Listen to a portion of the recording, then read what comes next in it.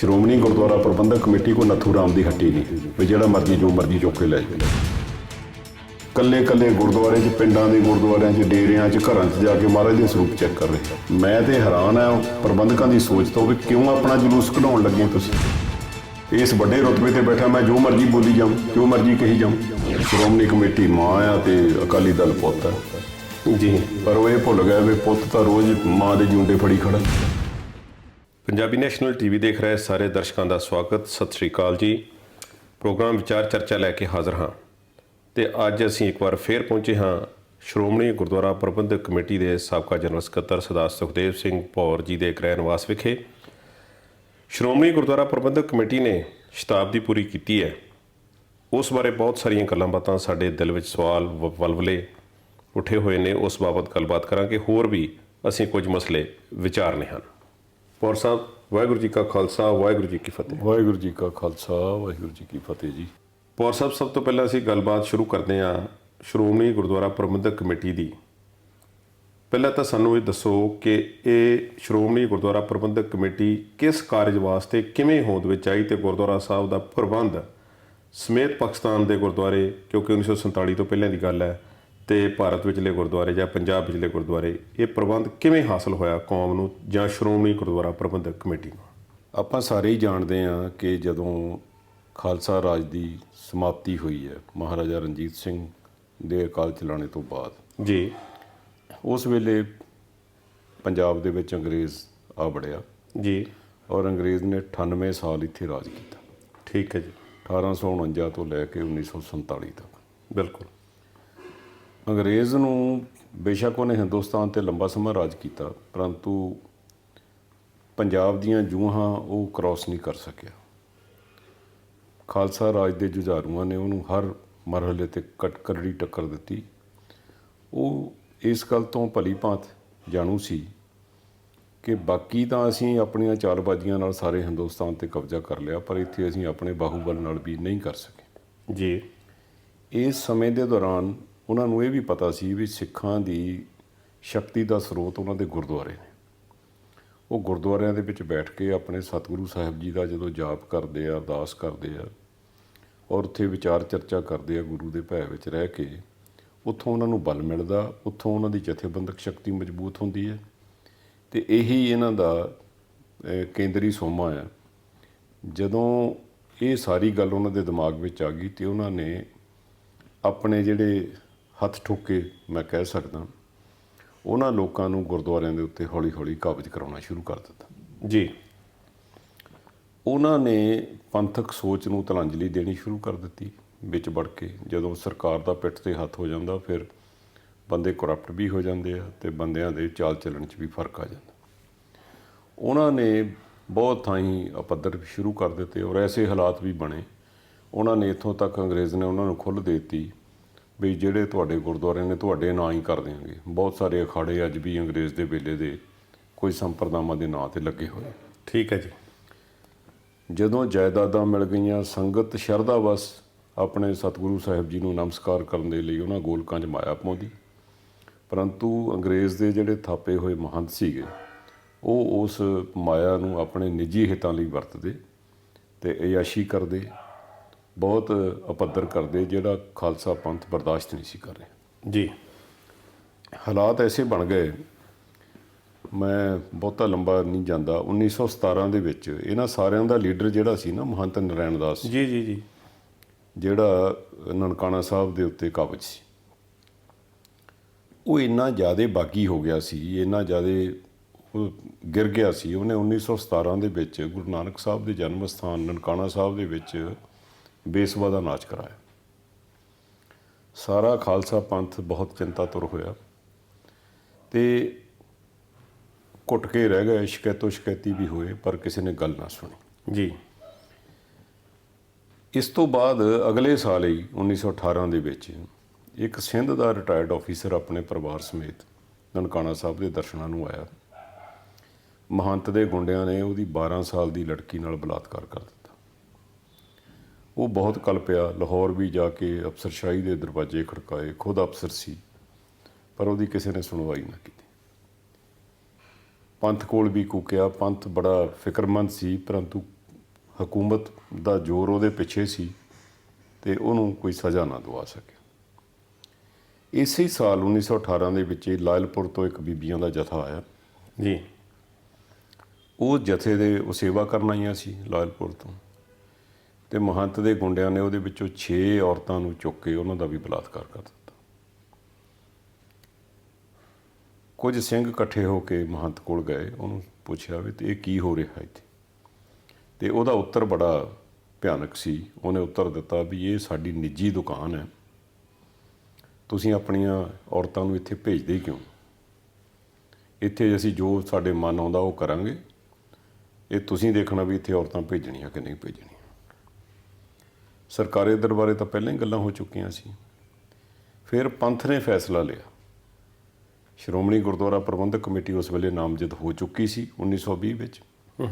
ਇਹ 26 ਜਨਵਰੀ 1921 ਦੇ ਵਿੱਚ ਇੱਕ ਮਤਾ ਪਾਇਆ ਗਿਆ ਸ਼੍ਰੋਮਣੀ ਗੁਰਦੁਆਰਾ ਪ੍ਰਬੰਧਕ ਕਮੇਟੀ ਦੇ ਜਨਰਲ ਹਾਊਸ ਵੱਲੋਂ ਵੀ ਮਹੰਤ ਦੀਆਂ ਆਪ ਖੁਦਰੀਆਂ ਰੋਕਣ ਦੇ ਲਈ ਨਨਕਾਣਾ ਸਾਹਿਬ ਦੇ ਵਿੱਚ ਇੱਕ ਵਿਸ਼ਵ ਸਿੱਖ ਕਾਨਫਰੰਸ ਕੀਤੀ ਜਾਵੇ, ਬਹੁਤ ਵੱਡੇ ਪੱਧਰ ਦੀ ਸਿੱਖ ਕਾਨਫਰੰਸ ਕੀਤੀ ਜਾਵੇ, ਜਿੱਥੇ ਉਹਦੇ ਜ਼ੁਲਮਾਂ ਦਾ ਜਵਾਬ ਦੇਣ ਦੇ ਲਈ ਸਾਰਾ ਖਾਲਸਾ ਪੰਥ ਇਕੱਠਾ ਹੋਵੇ ਜੀ।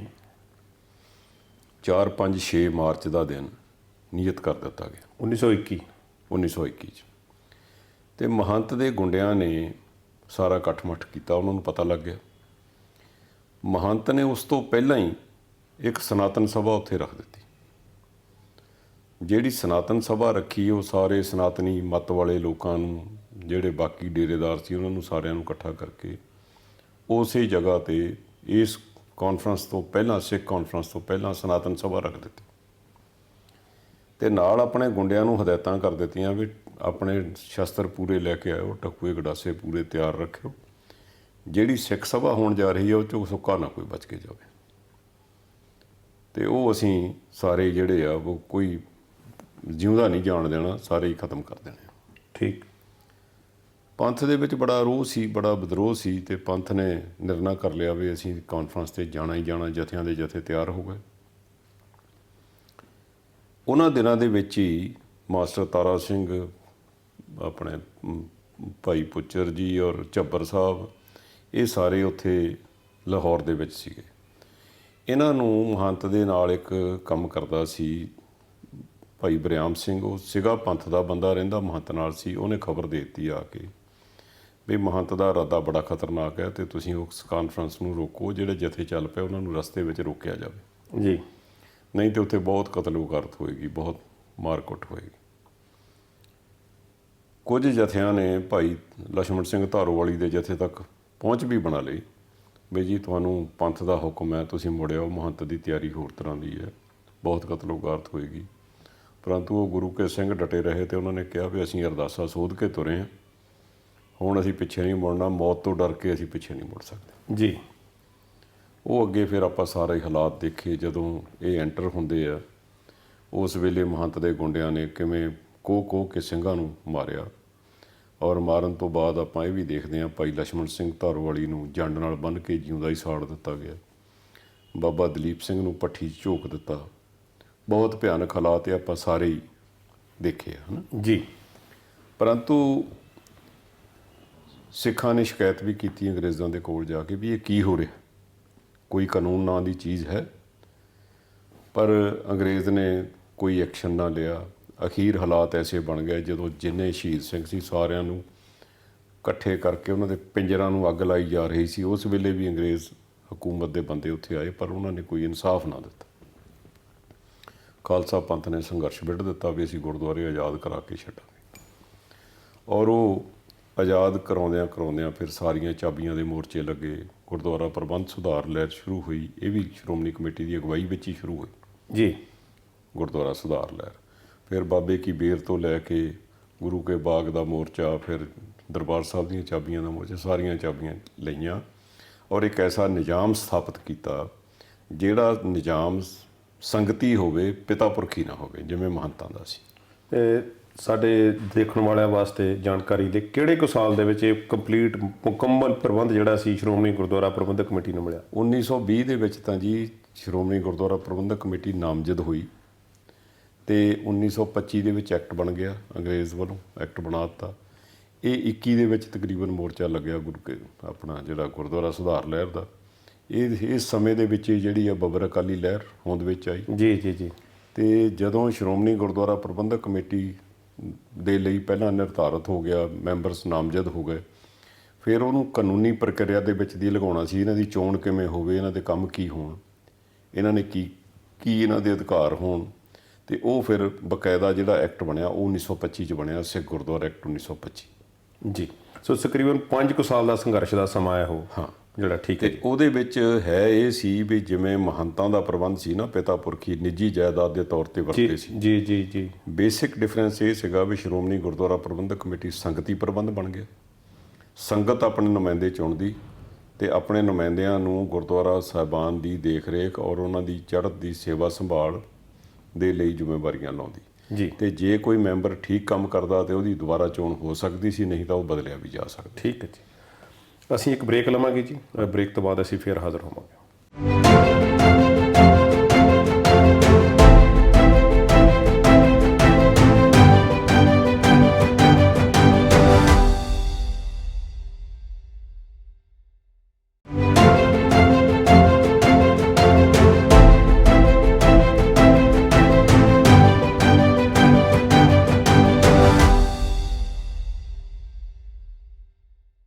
ਬ੍ਰੇਕ ਤੋਂ ਬਾਅਦ ਫਿਰ ਸਵਾਗਤ ਹੈ ਜੀ। ਪੌਰ ਸਾਹਿਬ, ਤੁਸੀਂ ਦੱਸਿਆ ਜਿਵੇਂ ਕਿ ਕਿਸ ਤਰ੍ਹਾਂ ਮੋਰਚੇ ਲੱਗੇ, ਕਿਵੇਂ ਸਿੰਘਾਂ ਨੇ ਸ਼ਹੀਦੀਆਂ ਪ੍ਰਾਪਤ ਕੀਤੀਆਂ, ਸੰਘਰਸ਼ ਵਿੱਢਿਆ, ਸਰਕਾਰ ਨਾਲ ਵੀ ਆਡਾ ਲਾਇਆ, ਕਿਉਂਕਿ ਸਰਕਾਰਾਂ ਦੇ ਪ੍ਰਥਾਏ ਹੋਏ ਉਹ ਲੋਕ ਸਨ ਜੋ ਬੈਠੇ ਸਨ ਇਹਨਾਂ ਗੱਦੀਆਂ ਤੇ ਕਾਬਜ਼ ਹੋ ਕੇ, ਨਿੱਜੀ ਜਗੀਰਾਂ ਉਹਨਾਂ ਨੇ ਬਣਾਈਆਂ ਹੋਈਆਂ ਸਨ। 100 ਸਾਲ ਦਾ ਸਫ਼ਰ ਜਿਹੜਾ ਹੈ, ਤਕਰੀਬਨ 100 ਸਾਲ ਦਾ, ਇਹ ਕਿਸ ਤਰ੍ਹਾਂ ਦਾ ਰਿਹਾ ਤੇ ਇਸ ਦੀਆਂ ਅਹਿਮ ਪ੍ਰਾਪਤੀਆਂ ਬਾਅਦ ਵਿੱਚ ਜਦੋਂ ਗੁਰਦੁਆਰਾ ਸਾਹਿਬ ਦੇ ਪ੍ਰਬੰਧ ਆ ਜਾਂਦੇ ਨੇ ਸ਼੍ਰੋਮਣੀ ਕਮੇਟੀ ਦੇ ਕੋਲ, ਉਸ ਤੋਂ ਬਾਅਦ ਦੇ ਕਾਰਜਾਂ ਬਾਰੇ ਸਾਨੂੰ ਥੋੜ੍ਹਾ ਜਿਹਾ ਚਾਨਣਾ ਪਾਓ। ਦੇਖੋ, ਇਹ ਜਦੋਂ ਸ਼੍ਰੋਮਣੀ ਗੁਰਦੁਆਰਾ ਪ੍ਰਬੰਧਕ ਕਮੇਟੀ ਐਕਟ ਮੁਤਾਬਕ ਹੋਂਦ 'ਚ ਆ ਗਈ, ਇਹਦੀ ਚੋਣ ਹੋਣੀ ਸ਼ੁਰੂ ਹੋ ਗਈ। ਇਹ ਮੈਂ ਸਮਝਦਾ ਕਿ ਦੁਨੀਆ ਦੇ ਵਿੱਚ ਬੇਸ਼ੱਕ ਬਹੁਤ ਵੱਡੇ ਵੱਡੇ ਧਰਮ ਵੀ ਸਿੱਖ ਧਰਮ ਤੋਂ ਵੱਡੇ ਆ, ਪਰੰਤੂ ਐਸਾ ਸਿਸਟਮ ਜਿਹੜਾ ਸ਼੍ਰੋਮਣੀ ਗੁਰਦੁਆਰਾ ਪ੍ਰਬੰਧਕ ਕਮੇਟੀ ਦੇ ਕੋਲ ਹੈ, ਸ਼ਾਇਦ ਦੁਨੀਆ ਦੇ ਬਹੁਤ ਵੱਡੇ ਵੱਡੇ ਧਰਮਾਂ ਦੇ ਕੋਲ ਵੀ ਨਹੀਂ ਹੈ। ਇਹ ਜਿਹੜੀ ਮੈਨੇਜਮੈਂਟ ਹੈ, ਇੱਕ ਤਾਂ ਲੋਕਤੰਤਰੀ ਢੰਗ ਨਾਲ ਚੁਣੀ ਜਾਂਦੀ ਹੈ, ਮੈਂਡੇਟ ਹੁੰਦਾ, ਸਿੱਖ ਆਪਣੀ ਵੋਟ ਦਾ ਇਸਤੇਮਾਲ ਕਰਕੇ ਆਪਣੇ ਨੁਮਾਇੰਦੇ ਚੁਣਦੇ, ਔਰ ਨੁਮਾਇੰਦੇ ਜੇ ਗਲਤ ਕੰਮ ਕਰਨ, ਉਹਨਾਂ ਦੇ ਕੰਮ ਨੂੰ ਚੈਲੰਜ ਕਰਨ ਦੇ ਲਈ ਸਿੱਖ ਜੁਡੀਸ਼ੀਅਲ ਕਮਿਸ਼ਨ ਇਹਦੇ ਉੱਪਰ ਬੈਠਾ, ਸ਼੍ਰੋਮਣੀ ਗੁਰਦੁਆਰਾ ਪ੍ਰਬੰਧਕ ਕਮੇਟੀ। ਠੀਕ ਹੈ। ਜੇ ਕੋਈ ਮਿਸਮੈਨੇਜਮੈਂਟ ਆ, ਫੰਡਸ ਦਾ ਮਿਸਯੂਜ਼ ਆ, ਉਹ ਉਹਦੇ ਕੋਲ ਅਪੀਲ ਚਲੇ ਜਾਂਦੀ, ਕੇਸ ਚਲੇ ਜਾਂਦਾ। ਅੱਛਾ, ਫਿਰ ਇਸ ਤੋਂ ਉੱਪਰ ਹਾਈ ਕੋਰਟ ਉਹਦੀ ਸੁਣਵਾਈ ਕਰਦੀ ਆ। ਇੱਕ ਤਾਂ ਇਹ ਹੈਗਾ। ਫਿਰ ਇਹਦੇ ਸਾਰੇ ਸਿਸਟਮ ਨੂੰ ਚਲਾਉਣ ਦੇ ਲਈ ਜਿੱਥੇ ਗੁਰਦੁਆਰਾ ਐਕਟ ਬਣਿਆ, ਉਹਦੇ ਨਾਲ ਨਾਲ ਸਿਆਣੇ ਸੱਜਣਾ ਨੇ ਉਸ ਵੇਲੇ ਦਿਆਂ ਨੇ ਬੈਠ ਕੇ ਆਪਣੀ ਪ੍ਰਬੰਧ ਸਕੀਮ ਬਣਾਈ। ਪ੍ਰਬੰਧ ਸਕੀਮ ਦੇ ਵਿੱਚ ਕੀ ਹੁੰਦਾ ਹੈ ਵੀ ਕਿਸੇ ਗੁਰਦੁਆਰੇ ਦੇ ਵਿੱਚ ਕਿੰਨੇ ਮੁਲਾਜ਼ਮ ਚਾਹੀਦੇ ਆ। ਹੁਣ ਤਾਂ ਤੋੜ ਦਿੱਤੀਆਂ ਸਾਰੀਆਂ ਹੀ, ਆਪਣੇ ਬੰਦੇ ਭਰਤੀ ਕਰਦੇ ਨੇ, ਸਭ ਤੋੜ ਦਿੱਤਾ। ਉਹਦੇ ਵਿੱਚ ਬਿਲਕੁਲ ਪ੍ਰਿਸਕ੍ਰਾਈਬਡ ਆ ਵੀ ਜੇ ਗੁਰਦੁਆਰੇ ਦੀ ਆਮਦਨ ਇੰਨੀ ਆ ਤੇ ਉੱਥੇ ਇੱਕ ਮੈਨੇਜਰ ਚਾਹੀਦਾ, ਜਾਂ ਕਿੰਨੇ ਅਕਾਊਂਟੈਂਟ ਚਾਹੀਦੇ ਆ, ਕਿੰਨੇ ਸਟੋਰ ਕੀਪਰ ਚਾਹੀਦੇ, ਕਿੰਨੇ ਸੇਵਾਦਾਰ ਚਾਹੀਦੇ ਆ, ਜਥਾ ਕਿੰਨੇ ਚਾਹੀਦੇ, ਉਹ ਸਾਰਾ ਉਹਦੇ 'ਚ ਪ੍ਰਿਸਕ੍ਰਾਈਬਡ ਆ। ਅੱਜ ਵੀ ਜੇ ਉਹਨੂੰ ਲਾਗੂ ਕਰ ਦੇਣ ਤਾਂ ਜਿਹੜਾ ਵਾਧੂ ਬੋਝ ਮੁਲਾਜ਼ਮਾਂ ਦਾ ਉਹ ਘੱਟ ਸਕਦਾ ਜੀ। ਫਿਰ ਆਪਣੇ ਮੁਲਾਜ਼ਮਾਂ ਦੇ ਲਈ ਸਰਵਿਸ ਰੂਲਸ ਬਣਾਏ ਗਏ ਜੀ। ਮੁਲਾਜ਼ਮਾਂ ਦੀਆਂ ਜਿਹੜੀਆਂ ਉਹਨਾਂ ਦੀਆਂ ਲਿਮਿਟਸ ਫਿਕਸ ਕੀਤੀਆਂ ਗਈਆਂ, ਉਹਨਾਂ ਦੀਆਂ ਤਾਕਤਾਂ ਕੀ ਹੈ, ਉਹਨਾਂ ਨੇ ਕੰਮ ਕੀ ਕਰਨਾ, ਉਹਨਾਂ ਦੀ ਕੁਆਲੀਫਿਕੇਸ਼ਨ ਕੀ ਹੋਣੀ ਚਾਹੀਦੀ ਹੈ, ਉਹਨਾਂ ਦੀ ਅਪਾਇੰਟਮੈਂਟ ਕਿਵੇਂ ਹੋਣੀ ਹੈ, ਇਹ ਸਾਰਾ ਉਹਦੇ 'ਚ ਸਰਵਿਸ ਰੂਲਸ ਦੇ ਵਿੱਚ ਹੈ। ਅਤੇ ਉਹਨਾਂ ਨੂੰ ਕੀ ਕੀ ਬੈਨੀਫਿਟ ਮਿਲਣੇ ਆ, ਕੀ ਉਹਨਾਂ ਦਾ ਅਧਿਕਾਰ ਹੋਊਗਾ, ਇਹ ਸਾਰਾ ਕੁਛ ਉਹਦੇ 'ਚ ਸਰਵਿਸ ਰੂਲਸ ਦੇ ਵਿੱਚ ਤੈਅ ਕੀਤਾ ਗਿਆ। ਫਿਰ ਨਾਲ ਦੀ ਨਾਲ ਬਾਈ ਲਾਜ਼ ਬਣਾਏ ਸ਼੍ਰੋਮਣੀ ਕਮੇਟੀ ਨੇ ਆਪਣੇ। ਉਹ ਜਿਹੜੇ ਬਾਈ ਲਾਜ਼ ਆ, ਉਹਨਾਂ ਮੁਤਾਬਕ ਸ਼੍ਰੋਮਣੀ ਗੁਰਦੁਆਰਾ ਪ੍ਰਬੰਧਕ ਕਮੇਟੀ ਦੇ ਸਾਰੇ ਮਹਿਕਮਿਆਂ ਦਾ, ਜਿਨ੍ਹਾਂ ਵਿੱਚ ਧਰਮ ਪ੍ਰਚਾਰ ਕਮੇਟੀ ਹੈ, ਟਰਸਟ ਹੈ, ਵਿੱਦਿਆ ਹੈਗੀ ਹੈ, ਫਿਰ ਸੈਕਸ਼ਨ 85 ਹੈ, ਸੈਕਸ਼ਨ 87 ਹੈ, ਪਬਲਿਸਿਟੀ ਹੈ, ਪਬਲੀਕੇਸ਼ਨ ਹੈ, ਟਰਸਟ ਨੇ, ਇਹ ਸਾਰੇ ਮਹਿਕਮੇ ਜਿੰਨੇ ਆ ਇਹ ਉਹਦੇ ਅਨੁਸਾਰ ਹੀ ਕੰਮ ਕਰਦੇ। ਠੀਕ ਹੈ ਜੀ। ਸੋ ਇਸ ਦੇ ਵਿੱਚ ਜੋ ਬਾਅਦ ਵਿੱਚ ਖਾਸ ਤੌਰ 'ਤੇ ਵਿਦਿਅਕ ਅਦਾਰਿਆਂ ਨੂੰ ਖੋਲ੍ਹਣ ਦਾ ਅਤੇ ਉਹਨਾਂ ਨੂੰ ਪ੍ਰਬੰਧ ਨੂੰ ਚਲਾਉਣ ਦਾ ਜਿਹੜਾ ਕਾਰਜ ਆਰੰਭਿਆ ਗਿਆ, ਉਹ ਕਿਹੋ ਜਿਹਾ ਰਿਹਾ ਸਮੇਂ ਦੇ ਹਿਸਾਬ ਨਾਲ? ਤੁਸੀਂ ਕੀ ਸਮਝਦੇ ਕਿ ਉਸ ਦੇ ਵਿੱਚ ਕਿੰਨੀ ਕੁ ਕਾਮਯਾਬੀ ਸਾਨੂੰ ਮਿਲੀ? ਦੇਖੋ, ਵੈਸੇ ਤਾਂ ਜਿਹੜਾ ਐਜੂਕੇਸ਼ਨ ਹੈ, ਹੈਲਥ ਹੈ, ਸੋਸ਼ਲ ਸਿਕਿਉਰਿਟੀ ਹੈ, ਸਟੇਟ ਦੇ ਸਬਜੈਕਟ ਹੈ, ਸਟੇਟ ਦੇ ਕੰਮ ਹੈ, ਇਹ ਸਟੇਟ ਨੇ ਕਰਨੇ ਹੁੰਦੇ। ਪਰੰਤੂ ਕਿਉਂਕਿ ਪੰਥ ਨੇ ਬੜੀਆਂ ਰੀਝਾਂ ਨਾਲ ਇਹ ਸੰਸਥਾ ਬਣਾਈ ਸੀ ਜੀ ਔਰ ਪੰਥ ਦੀ ਇਹ ਰੀਝ ਵੀ ਸੀ ਕਿ ਜਿਹੜਾ ਅਸੀਂ ਗੁਰਦੁਆਰੇ ਦੀ ਪਰਿਭਾਸ਼ਾ ਦਿੰਦੇ ਆ ਨਾ, ਗੁਰਦੁਆਰਾ ਨਿਥਾਵਿਆਂ ਦਾ ਥਾਂ ਆ, ਨਿਪੱਤਿਆਂ ਦੀ ਪੱਤ ਹੈ, ਨਿਧੇਰਿਆਂ ਦੀ ਧਿਰ ਆ, ਨਿਆਸਰਿਆਂ ਦਾ ਆਸਰਾ, ਜੀ ਨਿਓਟਿਆਂ ਦੀ ਓਟ ਆ। ਜੀ। ਇੱਥੇ ਉਹ ਕਾਰਜ ਵੀ ਹੋਣੇ ਚਾਹੀਦੇ ਆ। ਜੀ ਤੇ ਜਦੋਂ ਸ਼੍ਰੋਮਣੀ ਗੁਰਦੁਆਰਾ ਪ੍ਰਬੰਧਕ ਕਮੇਟੀ ਹੋਂਦ ਵਿੱਚ ਆਈ ਆ, ਬੇਸ਼ੱਕ ਉਸ ਵੇਲੇ ਵਿਦਿਅਕ ਅਦਾਰਿਆਂ ਦੀ ਬਹੁਤ ਵੱਡੀ ਘਾਟ ਸੀ, ਜੀ ਪਰੰਤੂ ਫਿਰ ਵੀ ਸ਼੍ਰੋਮਣੀ ਗੁਰਦੁਆਰਾ ਪ੍ਰਬੰਧਕ ਕਮੇਟੀ ਨੇ ਗਾਹੇ ਬਗਾਹੇ ਆਪਣੇ ਵਧੀਆ ਇੰਸਟੀਟਿਊਸ਼ਨਸ ਐਸਟੈਬਲਿਸ਼ ਕੀਤੇ। ਅੱਜ ਸ਼੍ਰੋਮਣੀ ਗੁਰਦੁਆਰਾ ਪ੍ਰਬੰਧਕ ਕਮੇਟੀ ਕੋਲ 2 ਯੂਨੀਵਰਸਿਟੀਜ਼ ਹੈ ਜੀ। ਇੱਕ ਮੈਡੀਕਲ ਯੂਨੀਵਰਸਿਟੀ ਹੈ ਜੀ ਤੇ ਇੱਕ ਅਕੈਡਮਿਕ ਯੂਨੀਵਰਸਿਟੀ ਹੈ, ਜੀ ਇੱਕ ਡੈਂਟਲ ਕਾਲਜ ਹੈ ਜੀ ਤੇ 2 ਇੰਜੀਨੀਅਰਿੰਗ ਕਾਲਜ ਨੇ, ਬੜੇ ਰਿਪਿਊਟਡ ਇੰਜੀਨੀਅਰਿੰਗ ਕਾਲਜ, ਜਿਹੜੇ ਸ਼ਾਇਦ 60-65 ਸਾਲ ਦੀ ਉਮਰ ਦਾ ਇੱਕ ਹੋ ਗਿਆ ਗੁਰੂ ਨਾਨਕ ਇੰਜੀਨੀਅਰਿੰਗ ਹਾਂਜੀ ਲੁਧਿਆਣਾ ਤੇ 100 ਤੋਂ ਵੱਧ ਅਦਾਰੇ ਹੋਰ ਨੇ। ਜੀ 65-70 ਹਜ਼ਾਰ ਵਿਦਿਆਰਥੀਆਂ ਨੂੰ ਵਿੱਦਿਆ ਦਾ ਦਾਨ ਸ਼੍ਰੋਮਣੀ ਕਮੇਟੀ ਦੇ ਰਹੀ ਹੈ। ਠੀਕ ਹੈ ਜੀ। ਏਡਾ ਵੱਡਾ ਇਨਫਰਾਸਟ੍ਰਕਚਰ ਜਿਹੜਾ ਕਿ ਬਹੁਤ ਵੱਡੇ ਵੱਡੇ ਧਰਮਾਂ ਕੋਲ ਵੀ ਹੈ ਨਹੀਂ ਕਈਆਂ ਕੋਲ। ਤੁਸੀਂ ਇੰਨੇ ਸਮੇਂ ਦੇ ਵਿੱਚ ਥੋੜ੍ਹੀ ਜਿਹੀ ਤੁਸੀਂ ਗੱਲ ਕੀਤੀ ਵੀ ਆ ਕਿ ਹੁਣ ਜਿਵੇਂ ਬਦਲ ਦਿੱਤੇ ਗਏ ਨਿਯਮ, ਜੋ ਗੱਲਾਂ ਪਹਿਲਾਂ ਰੱਖੀਆਂ ਗਈਆਂ ਸੀ, ਮੱਦਾਂ ਰੱਖੀਆਂ ਗਈਆਂ ਸਨ, ਉਹਨਾਂ ਨੂੰ ਭੁਲਾ ਕੇ ਆਪਣਿਆਂ ਨੂੰ ਇਸ ਦੇ ਵਿੱਚ ਜ਼ਿਆਦਾ ਅਹਿਮੀਅਤ ਦੇਣੀ ਸ਼ੁਰੂ ਕਰ ਦਿੱਤੀ ਗਈ। ਪਰਿਵਾਰਵਾਦ ਵੀ ਆ ਗਿਆ। ਨਕਾਰਾਤਮਕ ਪੱਖ ਕੋਈ ਤੁਸੀਂ 2-4 ਦੇਖੋ, ਗਿਣਨੇ ਮੈਂ ਇਹ ਸਮਝਦਾ ਵੀ ਸਭ ਤੋਂ ਵੱਡਾ ਨਕਾਰਾਤਮਕ ਪੱਖ ਜਿਹੜਾ ਨਾ, ਜਦੋਂ ਟੌੜਾ ਸਾਹਿਬ ਚੜ੍ਹਾਈ ਕੀਤੇ ਆ, ਉਹ ਸ਼੍ਰੋਮਣੀ ਗੁਰਦੁਆਰਾ ਪ੍ਰਬੰਧਕ ਕਮੇਟੀ ਦਾ ਟੌੜਾ ਸਾਹਿਬ ਤੱਕ ਦਾ ਪੀਰੀਅਡ ਨੂੰ ਗਲੋਰੀਅਸ ਪੀਰੀਅਡ ਕਹਿ ਸਕਦੇ। ਉਸ ਤੋਂ ਬਾਅਦ ਪੋਲਿਟਿਕਸ ਭਾਰੂ ਹੋ ਗਈ ਔਰ ਇਸ ਵੱਡੀ ਸੰਸਥਾ ਦੇ ਉੱਤੇ ਬੌਣੇ ਲੋਕ ਬੈਠਣ ਲੱਗ ਪਏ। ਟੌੜਾ ਸਾਹਿਬ ਇੱਕ ਬਹੁਤ ਵੱਡੇ ਉੱਚੇ ਕੱਦ ਦੇ ਲੀਡਰ ਸੀ, ਬਾਦਲ ਸਾਹਿਬ ਨਾਲੋਂ ਵੱਡਾ ਉਹਨਾਂ ਦਾ ਅਕਾਲੀ ਦਲ ਦੇ ਵਿੱਚ ਯੋਗਦਾਨ ਸੀ ਔਰ ਉਹ ਵਰਲਡ ਫੇਮਸ ਇੱਕ ਆਈਕਨ ਸੀਗੇ ਸਿੱਖਿਜ਼ਮ ਦੇ, ਜਿਨ੍ਹਾਂ ਨੂੰ ਲੋਕ ਸਤਿਕਾਰ ਦਿੰਦੇ ਸੀ। ਉਹਨਾਂ ਨੂੰ ਕੋਈ ਲੀਡਰ ਨਹੀਂ ਸੀ ਪ੍ਰਧਾਨ ਬਣਾਉਂਦਾ, ਉਹ ਆਪਣੀ ਯੋਗਤਾ ਦੇ ਆਧਾਰ ਤੇ ਬਣਦੇ ਸੀ, ਉਹਨਾਂ ਦੇ ਵਿੱਚ ਕੁਆਲੀਫਿਕੇਸ਼ਨ ਸੀ। ਬਦਕਿਸਮਤੀ ਇਹ ਹੋਈ ਆ ਵੀ ਉਹਨਾਂ ਦੇ ਜਾਣ ਤੋਂ ਬਾਅਦ ਜਿੰਨੇ ਵੀ ਪ੍ਰਧਾਨ ਆਏ ਉਹ ਲੀਡਰ ਨਹੀਂ ਸੀ, ਕੌਮਾਂ ਦੀ ਅਗਵਾਈ ਕਰਨ ਵਾਲੇ ਨਹੀਂ ਸੀ, ਉਹ ਲੀਡਰਾਂ ਦੀ ਮਜਬੂਰੀ ਦੇ ਤੌਰ ਤੇ ਉੱਥੇ ਸਾਹਮਣੇ ਆਏ ਔਰ ਉਹਨਾਂ ਨੇ ਆਪਣੇ ਲੀਡਰਾਂ ਨੂੰ ਖੁਸ਼ ਕਰਦਿਆਂ ਨੇ ਇਸ ਸੰਸਥਾ ਦਾ ਬਹੁਤ ਵੱਡਾ ਅਪਮਾਨ ਗਾਹੇ ਬਗਾਹੇ ਕੀਤਾ। ਜੀ ਉਹ ਆਪਣੇ ਲੀਡਰ ਦੀ ਖੁਸ਼ੀ ਲੈਣ ਦੇ ਲਈ ਬਹੁਤ ਕੁਝ ਐਸਾ ਕਰ ਗਏ ਜਿਹਦੇ ਨਾਲ ਇਸ ਸੰਸਥਾਵਾਂ ਦੀ ਜਿਹੜੀ ਭਰੋਸੇਯੋਗਤਾ ਉਹਦੇ ਤੇ ਸਵਾਲੀਆ ਚਿੰਨ੍ਹ ਲੱਗੇ। ਜੀ ਔਰ ਮੈਂ ਇਹ ਸਮਝਦਾ ਜਦੋਂ ਟੌੜਾ ਸਾਹਿਬ ਚੜ੍ਹਾਈ ਕੀਤੇ ਆ, ਉਸ ਤੋਂ ਬਾਅਦ ਰੀਸੈਂਟਲੀ ਬਾਅਦ 'ਚ ਹੁਣ ਸ਼੍ਰੋਮਣੀ ਗੁਰਦੁਆਰਾ ਪ੍ਰਬੰਧਕ ਕਮੇਟੀ ਨੇ ਇੱਕ ਪ੍ਰਬੰਧ ਸਕੀਮ ਆਪਣੀ ਬਣਾਈ ਹੋਈ ਹੈ। ਉਹਦੇ ਵਿੱਚ ਇਹ ਦਰਜ ਕੀਤਾ ਸੀ ਵੀ ਇਹਦੀ ਮੁਲਾਜ਼ਮਤ ਜਿਹੜੀ ਹੈ ਉਹ ਚਾਹੇ ਮੈਂਬਰਾਂ ਦਾ ਕੋਈ ਰਿਸ਼ਤੇਦਾਰ ਹੋਵੇ, ਚਾਹੇ ਸਿੰਘ ਸਾਹਿਬਾਨਾਂ ਦਾ ਰਿਸ਼ਤੇਦਾਰ ਹੋਵੇ, ਚਾਹੇ ਕਿਸੇ ਮੁਲਾਜ਼ਮ ਦਾ ਰਿਸ਼ਤੇਦਾਰ ਹੋਵੇ, ਚਾਹੇ ਕਿਸੇ ਅਹੁਦੇਦਾਰ ਦਾ ਰਿਸ਼ਤੇਦਾਰ ਹੋਵੇ, ਕੋਈ ਵੀ ਬਲੱਡ ਰਿਲੇਸ਼ਨ ਇਹਦੇ ਵਿੱਚ ਨੌਕਰੀ ਨਹੀਂ ਲੈ ਸਕਦਾ। ਅੱਛਾ ਜੀ। ਤੇ ਇਹ ਸਾਰਾ ਹੀ ਖਲਾਰਾ ਜਿਹੜਾ ਬੀਬੀ ਜਗੀਰ ਕੌਰ ਦੇ ਵੇਲੇ ਪਿਆ, ਉਹਨੇ ਇੱਕ ਜਨਰਲ ਹਾਊਸ ਤੋਂ ਮਤਾ ਕਰਾ ਲਿਆ। ਮਤਾ ਕਰਾ ਕੇ ਉਹਦੇ ਵਿੱਚ ਬਲੱਡ ਰਿਲੇਸ਼ਨ ਦੀ ਜਿਹੜੀ ਸ਼ਰਤ ਸੀ ਵੀ ਇਹ ਬਲੱਡ ਰਿਲੇਸ਼ਨ 'ਚੋਂ ਨਹੀਂ ਆ ਸਕਦਾ, ਉਹ ਤੋੜੀ ਗਈ। ਔਰ ਅੱਜ ਹਾਲਾਤ ਇਹ ਆ, ਆਪਾਂ ਮਹੰਤਾਂ ਨੂੰ ਰੋਂਦੇ ਸੀ ਨਾ ਜਿਹੜੇ ਪਰਿਵਾਰ ਕਰਕੇ ਬੈਠੇ ਸੀ, ਅੱਜ ਇੱਕ ਟੱਬਰ ਦੇ 40-40 ਜੀ ਭਰਤੀ ਹੋ ਗਏ। ਸਿੰਘ ਸਾਹਿਬਾਨਾਂ ਨੇ ਆਪਣੇ ਜ਼ੋਰ ਨਾਲ ਆਪਣੇ ਸਾਰੇ ਟੱਬਰ ਭਰਤੀ ਕਰਾ ਲਏ, ਅਹੁਦੇਦਾਰਾਂ ਨੇ ਆਪਣੇ ਕਰਾ ਲਏ। ਇਹ ਸਭ ਤੋਂ ਵੱਡੀ ਮੈਂ ਸਮਝਦਾ ਸੈਟਬੈਕ ਆ। ਇੱਕ ਤਾਂ ਲੋੜਵੰਦ ਸਿੱਖਾਂ ਦੀ ਜਿਹੜੀ ਰੁਜ਼ਗਾਰ ਦੀ ਲੋੜ ਪੂਰੀ ਕਰਨੀ ਸੀ ਇਹਨੇ, ਉਹ ਹੋਈ ਨਹੀਂ। ਤੇ ਲੋਕਾਂ ਨੇ ਜਿਨ੍ਹਾਂ ਨੇ ਗਰੁੱਪ ਬਣਾ ਲਏ, ਉਹ ਫਿਰ ਜਦੋਂ ਇੱਕ ਪਰਿਵਾਰ ਦੇ 35-35 ਜੀਵਾਂ ਨੂੰ ਗਰੁੱਪ ਬਣ ਗਏ, ਗਰੁੱਪਿਜ਼ਮ ਵੀ ਵੱਧ ਗਿਆ ਤੇ ਇਹ ਜਿਹੜਾ ਪਿਤਾ ਪੁਰਖੀ ਪ੍ਰਬੰਧ ਦਾ ਵੀ ਦਾਖਲਾ ਹੋ ਗਿਆ, ਜਿਹੜਾ ਨਹੀਂ ਹੋਣਾ ਚਾਹੀਦਾ ਸੀ। ਹੁਣ ਜਦੋਂ ਸ਼ਤਾਬਦੀ ਪੂਰੀ ਹੋਈ ਹੈ ਜੀ, ਸੈਮੀਨਾਰ ਬਹੁਤ ਸਾਰੇ ਹੋਏ ਨੇ, ਤੁਸੀਂ ਖੁਦ ਵੀ ਅਟੈਂਡ ਕੀਤੇ ਨੇ, ਉੱਥੇ ਬੁਲਾਰੇ ਦੇ ਤੌਰ ਤੇ ਤੁਸੀਂ ਗਏ ਹੋ, ਵਿਚਾਰ ਸੁਣੇ ਹੋਣਗੇ, ਹੋਰ ਸੂਝਵਾਨ ਸੱਜਣ ਵੀ ਉੱਥੇ ਆਏ। ਇਹ ਸੈਮੀਨਾਰ ਕਿਹੋ ਜਿਹੇ ਹੋਏ? ਦਿਸ਼ਾ ਤੇ ਦਸ਼ਾ ਦੀ ਬਾਰੇ ਗੱਲਬਾਤ ਹੋਈ ਹੈ ਸ਼੍ਰੋਮਣੀ ਗੁਰਦੁਆਰਾ ਪ੍ਰਬੰਧਕ ਕਮੇਟੀ ਦੇ, ਕੀ ਉਹਨਾਂ ਚੋਂ ਨਤੀਜਾ ਜਾਂ ਕੋਈ ਨਿਚੋੜ ਕੀ ਨਿਕਲਿਆ? ਦੇਖੋ, ਸਾਰੇ ਪਾਸੇ ਨਾ ਬਹੁਤੇ ਲੋਕ ਇਸ ਗੱਲੋਂ ਚਿੰਤਤ ਹੈ ਵੀ ਗੁਰਦੁਆਰੇ ਸਾਡੇ ਪੰਜਾਬ ਵਿੱਚ ਨੇ ਤੇ ਇਹਨਾਂ ਦੀ ਚੋਣ ਦਾ ਫੈਸਲਾ ਸੈਂਟਰ ਕਰਦਾ। ਇਹ ਸੈਂਟਰ ਦਾ ਦਖਲ ਹੈ ਔਰ ਇੱਕ ਬਾਈ ਲਾਜ਼ ਦੇ ਵਿੱਚ ਹੀ ਹੈ, ਗੁਰਦੁਆਰਾ ਐਕਟ ਦੇ ਵਿੱਚ ਹੀ ਹੈ ਵੀ ਜੇ ਸ਼੍ਰੋਮਣੀ ਗੁਰਦੁਆਰਾ ਪ੍ਰਬੰਧਕ ਕਮੇਟੀ ਨਾਨ ਫੰਕਸ਼ਨਲ ਹੋ ਜਾਏ, ਡਿਫੰਕਟ ਡਿਕਲੇਅਰ ਹੋ ਜਾਏ, ਤੇ ਸੈਂਟਰਲ ਗਵਰਨਮੈਂਟ ਥਰੂ DC ਉਹਦੇ ਉੱਤੇ ਕਬਜ਼ ਹੋ ਜਾਂਦੀ ਹੈ। ਪਹਿਲਾ ਜਿਹੜਾ ਹਾਊਸ ਚੁਣ ਕੇ ਜਾਂਦਾ ਉਹਨੂੰ ਜਿਹੜਾ ਉਹਦੀ ਆਰੰਭਤਾ ਦੀ ਪ੍ਰਧਾਨਗੀ DC ਅੰਮ੍ਰਿਤਸਰ ਕਰਦਾ। ਅੱਛਾ, ਇਹ ਇਸ ਗੱਲ ਨੂੰ ਸਮਝਿਆ ਨਹੀਂ ਜਾ ਰਿਹਾ ਵੀ ਹੋਇਆ ਕਿਵੇਂ ਹੈ ਇਹ। ਦੇਖੋ, ਮੈਂ ਥੋੜ੍ਹੀ ਜਿਹੀ ਗੱਲ ਤੁਹਾਨੂੰ ਸਮਝਾਉਣਾ। ਗੁਰਦੁਆਰਾ ਐਕਟ 1920 ਜਦੋਂ ਬਣਿਆ, ਉਸ ਵੇਲੇ ਅਨਡਿਵਾਈਡਡ ਪੰਜਾਬ ਸੀ ਜੀ, ਲਹਿੰਦਾ ਤੇ ਚੜ੍ਹਦਾ ਪੰਜਾਬ ਇਕੱਠੇ ਸੀ। ਗੁਰਦੁਆਰਾ ਐਕਟ 1925 'ਚ ਬਣਿਆ। ਉਸ 1925 ਤੋਂ ਲੈ ਕੇ ਹਿੰਦੁਸਤਾਨ ਤੇ ਪਾਕਿਸਤਾਨ ਅਲੱਗ ਹੋਣ ਤੋਂ ਬਾਅਦ ਵੀ ਸ਼੍ਰੋਮਣੀ ਕਮੇਟੀ ਪਾਕਿਸਤਾਨ ਦੇ ਗੁਰਦੁਆਰਿਆਂ ਦਾ ਪ੍ਰਬੰਧ ਕਰਦੀ ਰਹੀ ਹੈ। ਅੱਛਾ, ਜਦੋਂ 66 ਦੇ ਵਿੱਚ ਆ ਕੇ ਪੰਜਾਬ ਦੁਬਾਰਾ ਵੰਡਿਆ ਗਿਆ, ਜਿਹੜਾ ਆਪਣਾ ਚੜ੍ਹਦਾ ਪੰਜਾਬ ਹੈ, ਇਹ ਜਦੋਂ ਦੁਬਾਰਾ ਵੰਡਿਆ ਗਿਆ, ਇਹਦੇ 'ਚੋਂ ਇੱਕ ਹਰਿਆਣਾ ਨਿਕਲ ਗਿਆ, ਇੱਕ ਹਿਮਾਚਲ ਨਿਕਲ ਗਿਆ, ਇੱਕ ਚੰਡੀਗੜ੍ਹ ਯੂਟੀ ਨਿਕਲ ਗਈ ਵਿੱਚੋਂ। ਇਹ 4 ਹਿੱਸਿਆਂ ਦੇ ਵਿੱਚ ਵੰਡ ਹੋ ਗਿਆ। ਜਦੋਂ ਕੋਈ ਵੀ ਕਾਨੂੰਨ ਜਦੋਂ ਇੰਟਰਸਟੇਟ ਮੈਟਰ ਹੋ ਜਾਂਦਾ ਤੇ ਫਿਰ ਉਹ ਹੋਮ ਮਿਨਿਸਟਰੀ ਦੇ ਥੱਲੇ ਚਲੇ ਜਾਂਦਾ, ਗਵਰਨਮੈਂਟ ਆਫ ਇੰਡੀਆ ਥੱਲੇ ਚਲੇ ਜਾਂਦਾ। ਇਹ 1925 ਦਾ ਜਿਹੜਾ ਕਾਨੂੰਨ ਹੈ, ਫਿਰ ਇਹ ਸਾਰੇ ਦਾ ਸਾਰਾ ਹੀ ਇੰਟਰਸਟੇਟ ਮੈਟਰ ਹੋਣ ਕਰਕੇ ਗਵਰਨਮੈਂਟ ਆਫ ਇੰਡੀਆ ਇਹਨੂੰ ਕੰਡਕਟ ਕਰਦੀ ਆ, ਉਹੀ ਇਹਦੀ ਚੋਣ ਕਰਾਉਂਦੀ ਆ, ਉਹੀ ਇਹਦੇ ਵਿੱਚ ਕੋਈ ਐਕਟ ਦੀ ਅਮੈਂਡਮੈਂਟ ਜਾਂ ਕੋਈ ਹੋਰ ਗੱਲ ਹੋਣੀ ਹੁੰਦੀ, ਸਾਰਾ ਕੁਝ ਉਹੀ ਕਰਦੀ ਹੈ।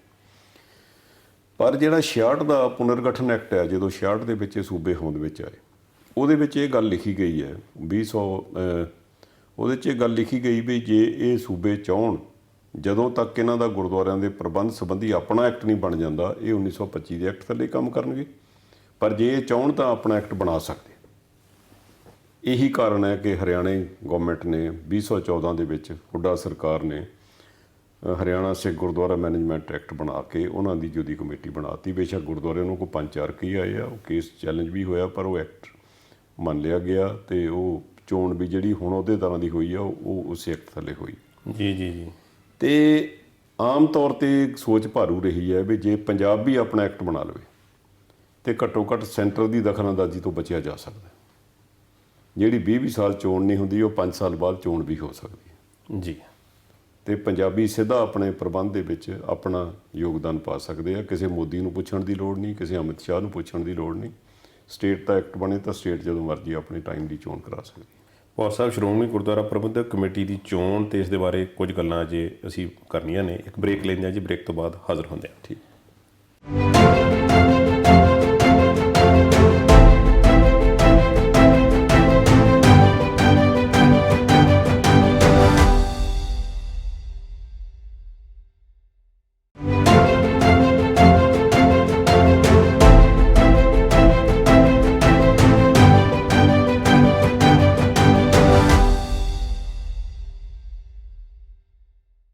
ਬ੍ਰੇਕ ਤੋਂ ਬਾਅਦ ਫਿਰ ਸਵਾਗਤ ਹੈ ਜੀ। ਪੌਰ ਸਾਹਿਬ, ਸ਼੍ਰੋਮਣੀ ਗੁਰਦੁਆਰਾ ਪ੍ਰਬੰਧਕ ਕਮੇਟੀ ਦੇ ਬਾਰੇ ਜੋ ਸੈਮੀਨਾਰ ਲੱਗੇ, ਉਹਨਾਂ ਦੇ ਬਾਰੇ ਤੁਸੀਂ ਦੱਸਿਆ ਕਿ ਉੱਥੇ ਕਿਹੋ ਜਿਹੀ ਡਿਮਾਂਡ ਉੱਠੀ ਹੈ। ਇੱਕ ਜੋ ਮੀਡੀਆ ਦੇ ਥਰੂ ਜਾਂ ਅਖਬਾਰਾਂ ਵਿੱਚ ਜੋ ਪੜ੍ਹਿਆ, ਇਹ ਵੀ ਗੱਲ ਉੱਠੀ ਹੈ ਕਿ ਇੱਕ ਪਰਿਵਾਰਵਾਦ ਜਿਹੜਾ ਉਸ ਦੇ ਵਿੱਚ ਬਹੁਤ ਜ਼ਿਆਦਾ ਭਾਰੂ ਹੋ ਚੁੱਕਾ, ਉਸ ਤੋਂ ਕਿਵੇਂ ਛੁਟਕਾਰਾ ਦਿਵਾਇਆ ਜਾਵੇ? ਤੁਹਾਨੂੰ ਲੱਗਦਾ ਹੈ ਕਿ ਇੱਕ ਇਸ਼ੂ ਹੈ? ਦੇਖੋ, ਪਰਿਵਾਰਵਾਦ ਤੋਂ ਤਾਂ ਸ਼੍ਰੋਮਣੀ ਕਮੇਟੀ ਛੁਟਕਾਰਾ ਦਿਵਾਉਣ ਦਾ ਸੌਖਾ ਤਰੀਕਾ ਆ।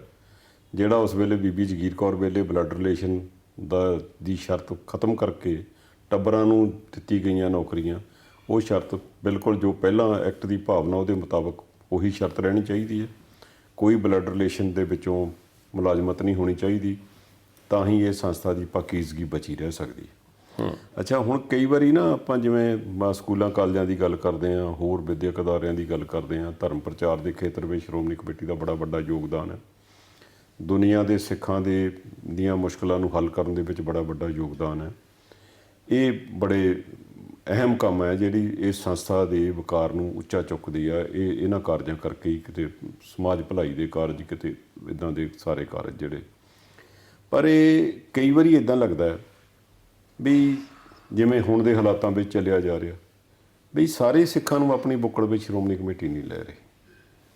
ਜਿਹੜੇ ਅਹੁਦਿਆਂ 'ਤੇ ਬੈਠੇ ਲੋਕ ਹੈ, ਉਹ ਆਪਣੇ ਅਹੁਦਿਆਂ ਦੀ ਦੁਰਵਰਤੋਂ ਕਰ ਰਹੇ ਆ, ਔਰ ਦੁਰਵਰਤੋਂ ਵੀ ਇੱਦਾਂ ਕਰ ਰਹੇ ਆ ਵੀ ਆਪਣੇ ਅਹੁਦੇ ਦੀ ਧੌਂਸ ਦੇ ਕੇ।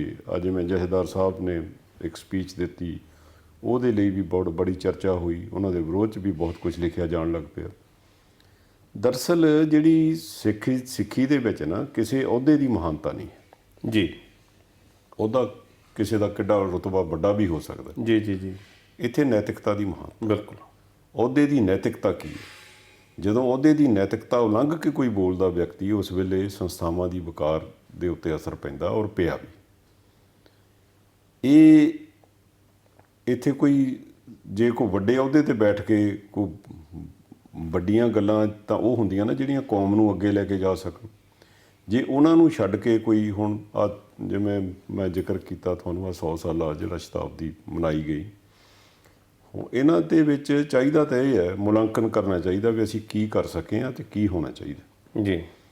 ਮੈਂ ਇਸ ਗੱਲੋਂ ਕਾਫੀ ਕਈ ਵਾਰੀ ਜਿੰਨਾ ਕੁ ਮੇਰਾ ਸਮਾਂ ਮੈਨੂੰ ਮਿਲਿਆ ਉੱਥੇ ਕੰਮ ਕਰਨ ਦੇ ਲਈ, ਮੈਂ 2004 ਤੋਂ ਇੱਕ ਰੌਲਾ ਪਾ ਰਿਹਾ ਇੱਕ ਗੱਲ ਦਾ ਜੀ ਵੀ ਜਿਹੜਾ ਸਾਡਾ ਪ੍ਰਚਾਰ ਦਾ ਸਿਸਟਮ ਹੈ ਉਹ ਗਲਤ ਹੈ।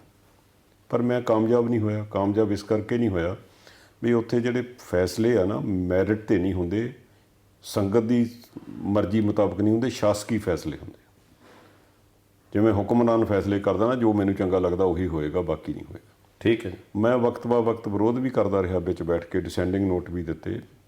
ਬੜਾ ਕੁਝ ਐਸਾ ਜਿਵੇਂ ਨਾਨਕਸ਼ਾਹੀ ਕੈਲੰਡਰ ਦਾ ਮਸਲਾ ਸੀ, ਮੈਂ ਬੀਇੰਗ ਜਨਰਲ ਸੈਕਟਰੀ ਵੀ ਆਪਣਾ ਰਿਟਰਨ ਡਿਸੈਂਡਿੰਗ ਦਿੱਤੀ, ਸੌਦਾ ਸਾਧ ਨੂੰ ਮਾਫੀ ਦਿੱਤੀ, ਉਹਦੇ 'ਚ ਵੀ ਵਿਰੋਧ ਕੀਤਾ। ਬਹੁਤ ਐਸੇ ਮਸਲੇ ਜਿਹੜੇ ਮੈਂ ਦੱਸ ਸਕਦਾ, ਪਰ ਕਿਉਂਕਿ ਉੱਥੇ ਸ਼ਾਸਕੀ ਫੈਸਲੇ ਹੁੰਦੇ ਆ, ਸੰਗਤ ਦੀ ਇੱਛਾ ਨੂੰ ਮੁੱਖ ਰੱਖ ਕੇ ਨਹੀਂ ਹੁੰਦੇ, ਅਤੇ ਉਹ ਫਿਰ ਕਈ ਵਾਰੀ ਕੰਮ ਜਿਹੜੇ ਆ ਗੜਬੜ ਹੋ ਜਾਂਦੇ ਆ। ਮੈਂ ਸੁਝਾਅ ਦਿੱਤਾ ਸੀ 2004 ਦੇ ਵਿੱਚ ਹੀ ਵੀ ਜਿਹੜਾ ਆਪਣੇ ਪ੍ਰਚਾਰ ਦਾ ਢੰਗ ਹੈ ਨਾ, ਇਹ ਬਹੁਤ ਪੁਰਾਣਾ ਹੋ ਚੁੱਕਾ, ਇਹਦੇ ਨਾਲ ਸਿੱਖਾਂ ਦਾ ਕੋਈ ਭਲਾ ਨਹੀਂ ਹੋ ਰਿਹਾ। ਜਿਹੜਾ ਅਸੀਂ ਸ਼੍ਰੋਮਣੀ ਕਮੇਟੀ ਦਾ ਸਰਮਾਇਆ ਲੀਡਰਾਂ ਦੇ ਕਹੇ 'ਤੇ ਵੰਡ ਰਹੇ ਹਾਂ ਨਾ, ਐਵੇਂ ਲੀਡਰਾਂ ਨੂੰ ਖੁਸ਼ ਕਰਨ ਲਈ ਕਦੀ 12 ਕਰੋੜ ਦਾ ਪੰਡਾਲ ਲਾ ਲਿਆ ਜੀ, ਕਦੀ ਕੁਛ ਕਰ ਲਿਆ, ਕਦੀ ਕੁਛ ਕਰ ਲਿਆ, ਇਹਦਾ ਕੋਈ ਲਾਭ ਨਹੀਂ ਕੌਮ ਨੂੰ।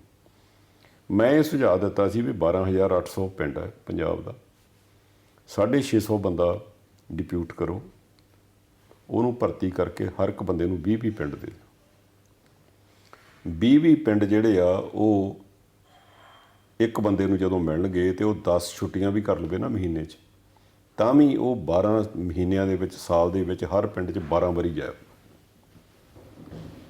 12 ਵਾਰੀ ਜਾਣ ਤੋਂ ਬਾਅਦ ਉਹ ਕਰੇ ਕੀ? ਉੱਥੇ ਜਾ ਕੇ ਉਹਨਾਂ ਬੰਦਿਆਂ ਕੋਲੋਂ ਕਥਾ ਕੀਰਤਨ ਨਹੀਂ ਕਰਾਉਣਾ, ਉਹ ਪਹਿਲਾਂ ਹੀ ਗੁਰਦੁਆਰਿਆਂ 'ਚ ਬਹੁਤ ਹੋ ਰਿਹਾ। ਇਹ ਪ੍ਰਚਾਰ ਦਾ ਢੰਗ ਬਦਲਣ ਦੇ ਲਈ ਮੈਂ ਇੱਕ ਜ਼ਰੀਆ ਦੱਸਿਆ ਸੀ ਵੀ ਉਹ ਕਰੋ ਕੀ, ਉਹ ਜਾਣ, ਜਾ ਕੇ ਉੱਥੇ ਜਿੰਨੇ ਸਿੱਖ ਵਸਦੇ ਆ ਉਹਨਾਂ ਦਾ ਸਾਰਿਆਂ ਦਾ ਸਟੈਟਿਕਸ ਇਕੱਠਾ ਕਰਨ ਵੀ ਕਿੰਨੇ ਸਿੱਖ ਨੇ, ਕਿੰਨੇ ਗੁਰੂ ਸਾਹਿਬ ਨਾਲ ਜੁੜੇ ਹੋਏ ਆ, ਕਿੰਨੇ ਡੇਰਿਆਂ ਨਾਲ ਜੁੜ ਗਏ, ਕਿੰਨੇ ਨਸ਼ੇ ਕਰਦੇ ਆ, ਕਿੰਨੇ ਨਸ਼ਿਆਂ ਤੋਂ ਬਚੇ ਹੋਏ ਆ, ਉਹਨਾਂ ਦਾ ਵਿਦਿਅਕ ਮਿਆਰ ਕੀ ਹੈ, ਉਹਨਾਂ ਦਾ ਸਮਾਜਿਕ ਮਿਆਰ ਕੀ ਹੈ, ਉਹਨਾਂ ਦਾ ਆਰਥਿਕ ਮਿਆਰ ਕੀ ਹੈ, ਅੰਕੜੇ ਇਕੱਠੇ ਕੀਤੇ ਜਾਣ। ਹਾਂ, ਉਹ ਸਾਰੇ ਅੰਕੜੇ ਇਕੱਠੇ ਕਰਕੇ ਪਹਿਲਾਂ ਉਹਨਾਂ ਦੀ ਕੁੱਲੀ ਗੁੱਲੀ ਜੁੱਲੀ ਦੀ ਲੋੜ ਪੂਰੀ ਕਰਨ ਵਾਲੇ ਪਾਸੇ ਧਿਆਨ ਦਿੱਤਾ ਜਾਵੇ, ਅਤੇ ਸ਼੍ਰੋਮਣੀ ਗੁਰਦੁਆਰਾ ਪ੍ਰਬੰਧਕ ਕਮੇਟੀ ਨੂੰ 1 ਸਾਲ ਦੇ ਵਿੱਚ ਉਹ ਰਿਪੋਰਟ ਦੇ ਦੇਣ।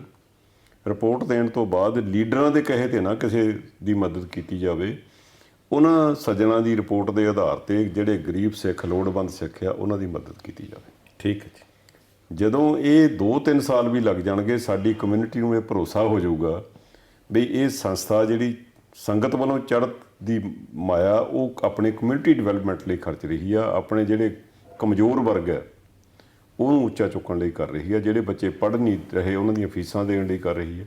ਹੁਣ ਯੂਨੀਵਰਸਿਟੀਆਂ ਵੀ ਬਣਾ ਲਈਆਂ, ਸਕੂਲ ਕਾਲਜ ਵੀ ਬਣ ਗਏ, ਕਿਸੇ ਗਰੀਬ ਸਿੱਖ ਨੂੰ ਕੀ ਫਾਇਦਾ ਜੀ? ਕੋਈ ਫਾਇਦਾ ਨਹੀਂ। ਫੀਸ ਬਰਾਬਰ ਦੀ ਦਿੱਤੀ ਜਾਣੀ ਹੈ। ਜਦੋਂ ਜਾਂ ਤਾਂ ਇਹ ਹੋਵੇ ਨਾ ਵੀ ਗੁਰਸਿੱਖ ਬੱਚੇ ਦੇ ਲਈ ਮੈਡੀਕਲ ਕਾਲਜ ਦੇ ਵਿੱਚ ਵੀ ਫੀਸ 2 ਲੱਖ ਰੁਪਈਆ ਘੱਟ ਹੋਊਗੀ, ਕੋਈ ਇਨਸੈਂਟਿਵ ਨਹੀਂ। ਜੇ ਗਰੀਬ ਨੇ ਜੇ ਸਰਾਂ ਵਿੱਚ ਕਮਰਾ ਲੈਣਾ ਤਾਂ ਉਹਨੂੰ 1500 ਰੁਪਈਆ ਪਹਿਲਾਂ ਦੇਣਾ ਪਊਗਾ। ਇਹ ਚੀਜ਼ਾਂ ਨਹੀਂ ਹੋਣੀਆਂ ਚਾਹੀਦੀਆਂ। ਕੌਮ ਨੂੰ ਤਾਂ ਹੀ ਇਸ ਗੱਲ ਦਾ ਅਹਿਸਾਸ ਹੋ ਸਕਦਾ ਵੀ ਜੇ ਉਹਨਾਂ ਦੀ ਕੋਈ ਗੱਲ ਹੋਈ। ਇੱਕ ਤਾਂ ਮੇਰੀ ਇਹ ਇੱਛਾ ਸੀ ਵੀ ਇਹ ਹੋਵੇ, ਇਹ ਨਹੀਂ ਹੋ ਸਕੀ, ਮੈਨੂੰ ਇਹਦਾ ਦੁੱਖ ਹੈ। ਦੂਜਾ, ਜਦੋਂ ਟੌੜਾ ਸਾਹਿਬ ਚੜ੍ਹਾਈ ਕੀਤੇ ਆ ਨਾ 2004 ਦੇ ਵਿੱਚ, ਉਹਨਾਂ ਦੇ ਭੋਗ ਤੋਂ ਸੰਸਕਾਰ ਤੋਂ ਬਾਅਦ ਬਾਦਲ ਸਾਹਿਬ ਨੇ ਸਾਡੀ ਇੱਕ ਮੀਟਿੰਗ ਲਈ ਸੀ ਗੁਰਦੁਆਰਾ ਫਤਿਹਗੜ੍ਹ ਸਾਹਿਬ 'ਚ। ਸਾਰੇ ਕੌਮ ਦੇ ਜਿੰਨੇ ਅਕਾਲੀ ਦਲ ਦੇ ਵੱਡੇ ਲੀਡਰ ਸੀਗੇ, ਮੈਨੂੰ ਵੀ ਬੁਲਾਇਆ, ਮੈਂ ਵੀ ਗਿਆ। ਉਹ ਪੁੱਛ ਰਹੇ ਸੀ ਵੀ ਦੱਸੋ ਉਹਨਾਂ ਦੀ ਯਾਦ ਵਿੱਚ ਕੀ ਬਣਾਈਏ। ਕੋਈ ਕਹਿ ਰਿਹਾ ਸੀ ਸਕੂਲ ਬਣਾ ਦਿਓ, ਕੋਈ ਕਾਲਜ ਬਣਾ ਦਿਓ। ਜਦੋਂ ਮੇਰੀ ਵਾਰੀ ਆਈ ਤਾਂ ਮੈਂ ਉਹਨਾਂ ਨੂੰ ਬੇਨਤੀ ਕੀਤੀ ਵੀ ਮੈਂ ਕਿਹਾ ਜੀ ਇਹਨਾਂ ਚੀਜ਼ਾਂ ਦੀ ਲੋੜ ਨਹੀਂ। ਉਹਨਾਂ ਨੇ ਸਕੂਲ ਕਾਲਜ ਬੜੇ ਬਣਾ ਦਿੱਤੇ। ਕੌਮ ਸਾਡੀ ਲੜ ਰਹੀ ਹੈ, ਇਹਨੂੰ ਛਡਾਉਣ ਦੇ ਲਈ ਮੇਰੇ ਕੋਲ ਕੋਈ ਹੱਲ ਹੈ ਅਤੇ ਉਸ ਪਾਸੇ ਧਿਆਨ ਦਿੱਤਾ ਜਾਵੇ। ਮੈਨੂੰ ਕਹਿੰਦੇ ਦੱਸੋ ਜੀ ਕੀ ਕਰੇ। ਮੈਂ ਉਹਨਾਂ ਨੂੰ ਬੇਨਤੀ ਕੀਤੀ ਸੀ ਵੀ ਕਿਉਂਕਿ ਨਾ ਤਾਂ ਇਤਿਹਾਸ ਦੇ ਉੱਤੇ ਕੌਮ ਸਾਡੀ ਇੱਕਮਤ ਹੈ, ਨਾ ਗੁਰਬਾਣੀਆਂ ਦੇ ਉੱਤੇ ਇੱਕਮਤ ਹੈ, ਨਾ ਅੰਮ੍ਰਿਤ ਸੰਚਾਰ ਦੀ ਵਿਧੀ ਦੇ ਉੱਤੇ ਇੱਕਮਤ ਹੈ। ਥਾਂ ਥਾਂ ਦੇ ਉੱਤੇ ਸਾਡੇ ਜਿਹੜੇ ਪ੍ਰਚਾਰਕ ਹੈ ਉਹ ਕਦੀ ਅੰਮ੍ਰਿਤ ਦੀਆਂ ਪਾਣੀਆਂ 'ਤੇ ਲੜ ਪੈਂਦੇ ਆ, ਕਦੀ ਨਿਤਨੇਮ 'ਤੇ ਲੜ ਪੈਂਦੇ, ਵੱਖ ਬਣਾ ਲਈ, ਕਦੀ ਇਤਿਹਾਸ 'ਤੇ ਲੜ ਜਾਂਦੇ, ਕਦੀ ਮਰਜ਼ਾਦਾ 'ਤੇ ਲੜ ਪੈਂਦੇ। ਜੀ ਜੀ ਜੀ। ਜਿਹੜੇ ਇਤਿਹਾਸਕ ਸਰੋਤ ਜਿਹਨੇ ਜਿਹੜਾ ਪੜ੍ਹ ਲਿਆ ਉਹ ਕਹਿੰਦਾ ਇਹੀ ਫਾਈਨਲ ਆ, ਦੂਜੇ ਦੀ ਗੱਲ ਸੁਣਨ ਨੂੰ ਕੋਈ ਤਿਆਰ ਨਹੀਂ। ਇੱਥੋਂ ਤੱਕ ਨੌਬਤ ਆ ਗਈ ਵੀ ਹੁਣ ਤੱਕ ਕਤਲ ਵੀ ਹੋਣ ਲੱਗ ਪਏ। ਮੈਂ ਉਸ ਵੇਲੇ ਸੁਝਾਅ ਦਿੱਤਾ ਸੀ ਵੀ ਟੌੜਾ ਸਾਹਿਬ ਦੀ ਯਾਦ ਵਿੱਚ ਨਾ ਇੱਕ institute of advance studies in ਸਿੱਖਿਜ਼ਮ establish ਕਰੋ।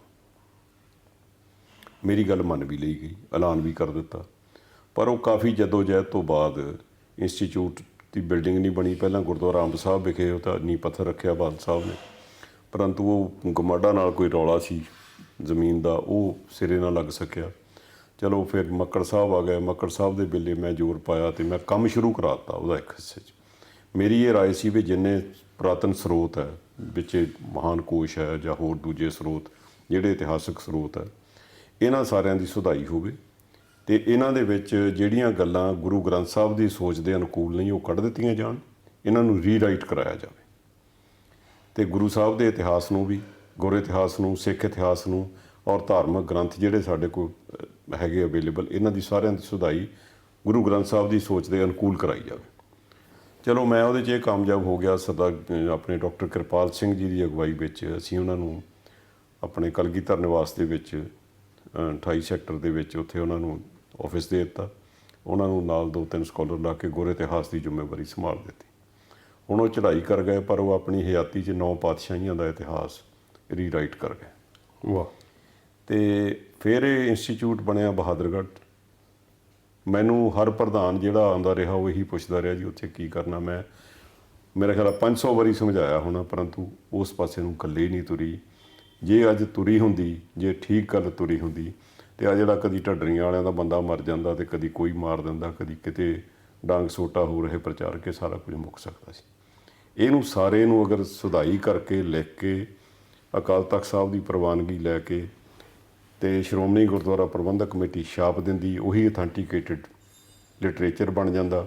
ਉਹਦੇ ਮੁਤਾਬਕ ਹੀ ਜਿਹੜੇ ਸਰਟੀਫਾਈਡ ਕੋਰਸ ਆ ਪ੍ਰਚਾਰਕ ਕਰਦੇ, ਗ੍ਰੰਥੀ ਪੜ੍ਹਦੇ, ਅਤੇ ਉਹ ਉਸੇ ਤਰ੍ਹਾਂ ਦਾ ਪ੍ਰਚਾਰ ਹੁੰਦਾ, ਅਤੇ ਫਿਰ ਸ਼ਾਇਦ ਇਹ ਗੱਲਾਂ ਨਹੀਂ ਸੀ ਹੋ ਸਕਦੀਆਂ। ਜੀ ਸਰਦਾਰ ਸਾਹਿਬ, ਸ਼੍ਰੋਮਣੀ ਗੁਰਦੁਆਰਾ ਪ੍ਰਬੰਧਕ ਕਮੇਟੀ ਦੇ ਬਾਰੇ ਜਿਵੇਂ ਤੁਸੀਂ ਕਿਹਾ ਕਿ ਸਿਆਸੀ ਦਖਲਅੰਦਾਜ਼ੀ ਤੋਂ ਮੁਕਤ ਹੋਣਾ ਇਸ ਦਾ ਬਹੁਤ ਜ਼ਿਆਦਾ ਜ਼ਰੂਰੀ ਹੈ, ਪਰ ਸਮੇਂ-ਸਮੇਂ 'ਤੇ ਇਹ ਵੀ ਵੇਖਣ ਨੂੰ ਮਿਲਿਆ ਕਿ ਇਸ ਨੂੰ ਇੱਕ ਪੌੜੀ ਦੇ ਵਜੋਂ ਵਰਤਣ ਦੀ ਕੋਸ਼ਿਸ਼ ਕੀਤੀ ਗਈ ਸਮੇਂ-ਸਮੇਂ 'ਤੇ, ਕਿ ਕਿਵੇਂ ਪੰਜਾਬ ਦੀ ਗੱਦੀ 'ਤੇ ਜਾਂ ਕੋਈ ਹੋਰ ਪੋਲੀਟੀਸੀ ਵੱਲ ਨੂੰ ਕਿਵੇਂ ਹੱਥ ਪਾਇਆ ਜਾਵੇ।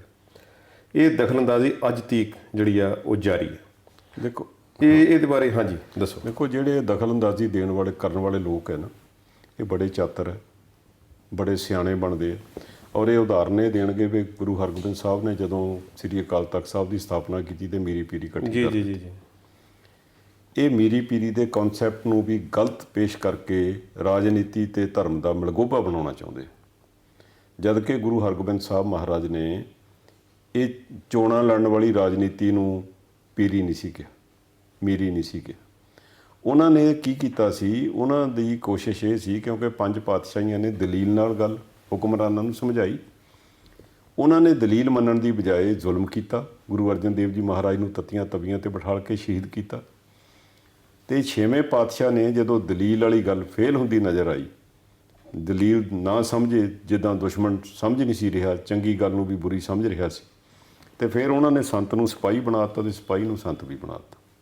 ਉਹਨਾਂ ਨੇ ਇਹ ਗੱਲ ਆਖੀ ਵੀ ਜੇ ਸੰਤ ਹੈ ਤਾਂ ਉਹ ਸਿਪਾਹੀ ਵੀ ਬਣੇਗਾ, ਜਿਹੜਾ ਸਿਪਾਹੀ ਹੈ ਉਹ ਨਿਰਾ ਸਿਪਾਹੀ ਨਾ ਰਹੇ, ਸਿਪਾਹੀ ਇਕੱਲਾ ਰਿਹਾ ਤਾਂ ਜ਼ਾਲਮ ਹੋ ਜਾਏਗਾ, ਉਹਨੂੰ ਸੰਤਾਂ ਵਾਲਾ ਸੁਭਾਅ ਵੀ ਇਖਤਿਆਰ ਕਰਨਾ ਪਏਗਾ। ਇਸ ਨੂੰ ਮੀਰੀ ਪੀਰੀ ਕਿਹਾ ਜਾਂਦਾ।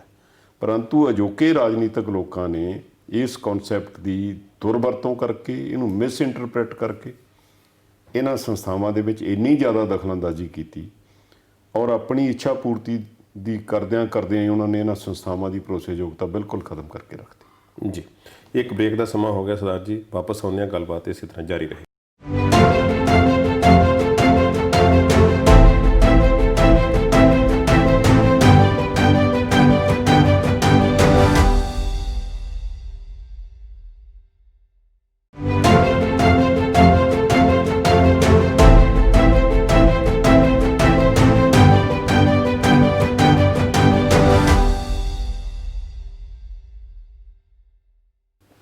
ਬ੍ਰੇਕ ਤੋਂ ਬਾਅਦ ਫਿਰ ਸਵਾਗਤ ਹੈ ਜੀ।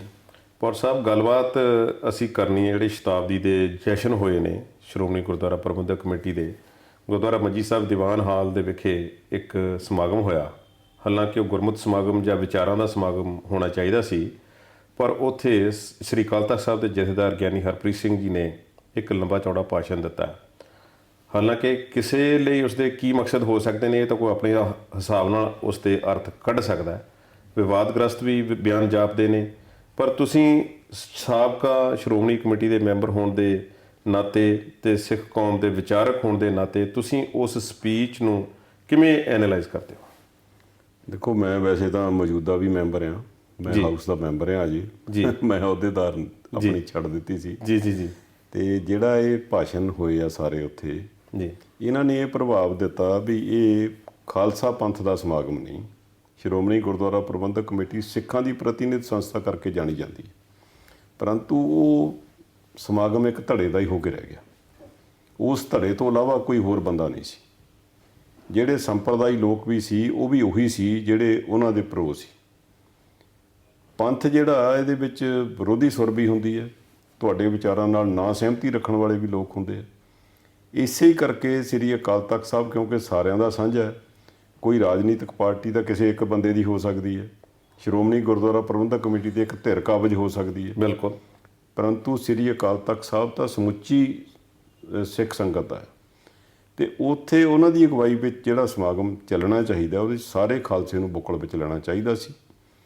ਔਰ ਉੱਥੇ ਗੱਲਾਂ ਵੀ ਉਹ ਹੋਣੀਆਂ ਚਾਹੀਦੀਆਂ ਸੀ ਜਿਹੜੀ ਕੌਮੀ ਇਕਸੁਰਤਾ ਵਧਾਉਂਦੀਆਂ, ਜਿਹੜੇ ਪੰਥ ਨਾਲੋਂ ਦੂਰ ਜਾ ਚੁੱਕੇ ਉਹਨਾਂ ਨੂੰ ਨੇੜੇ ਲਿਆਉਣ ਦੀ ਕੋਸ਼ਿਸ਼ ਹੁੰਦੀ। ਪਰੰਤੂ ਉੱਥੇ ਕੁਝ ਤਲਖ ਗੱਲਾਂ ਹੋਈਆਂ, ਕੁਝ ਐਸੀਆਂ ਦਿਲ ਚੁਭਵੀਆਂ ਗੱਲਾਂ ਹੋਈਆਂ, ਜਾਂ ਇੱਕ ਧਿਰ ਨੂੰ ਫਾਇਦਾ ਪਹੁੰਚਾਉਣ ਵਾਲੀਆਂ ਗੱਲਾਂ ਹੋਈਆਂ। ਉਹਨਾਂ ਨੇ ਉਸ ਸਮਾਗਮਾਂ ਦੀ ਜਿਹੜੀ ਪਵਿੱਤਰਤਾ ਸੀ ਉਹਨੂੰ ਖਤਮ ਕਰਤਾ।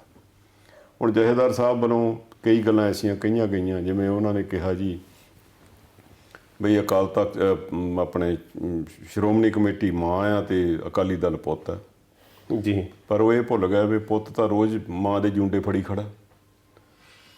ਜਿਹਨੂੰ ਤੁਸੀਂ ਪੁੱਤ ਬਣਾ ਰਹੇ ਆ, ਉਸ ਪੁੱਤ ਨੇ ਤਾਂ ਜਥੇਦਾਰਾਂ ਨੂੰ ਤਲਬ ਕਰਕੇ ਸੌਦਾ ਸਾਧ ਨੂੰ ਮਾਫੀ ਦਵਾਈ। ਉਹਨਾਂ ਦੇ ਰਾਜ ਵਿੱਚ ਗੁਰੂ ਗ੍ਰੰਥ ਸਾਹਿਬ ਦੀ ਬੇਅਦਬੀ ਹੋਈ, ਕੰਧਾਂ 'ਚ ਇਸ਼ਤਿਹਾਰ ਲੱਗੇ।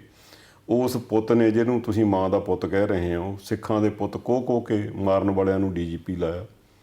ਜਿਹੜੇ ਆਪਣੀਆਂ ਸੈਨਾ ਬਣਾ ਕੇ ਸਿੱਖਾਂ ਦੇ ਪੁੱਤਾਂ ਨੂੰ ਘਰਾਂ 'ਚੋਂ ਕੱਢ ਕੇ ਝੂਠੇ ਮੁਕਾਬਲਿਆਂ 'ਚ ਮਾਰਦੇ ਰਹੇ, ਉਹਨਾਂ ਨੂੰ ਤੁਸੀਂ ਅਹੁਦੇਦਾਰ ਬਣਾਇਆ।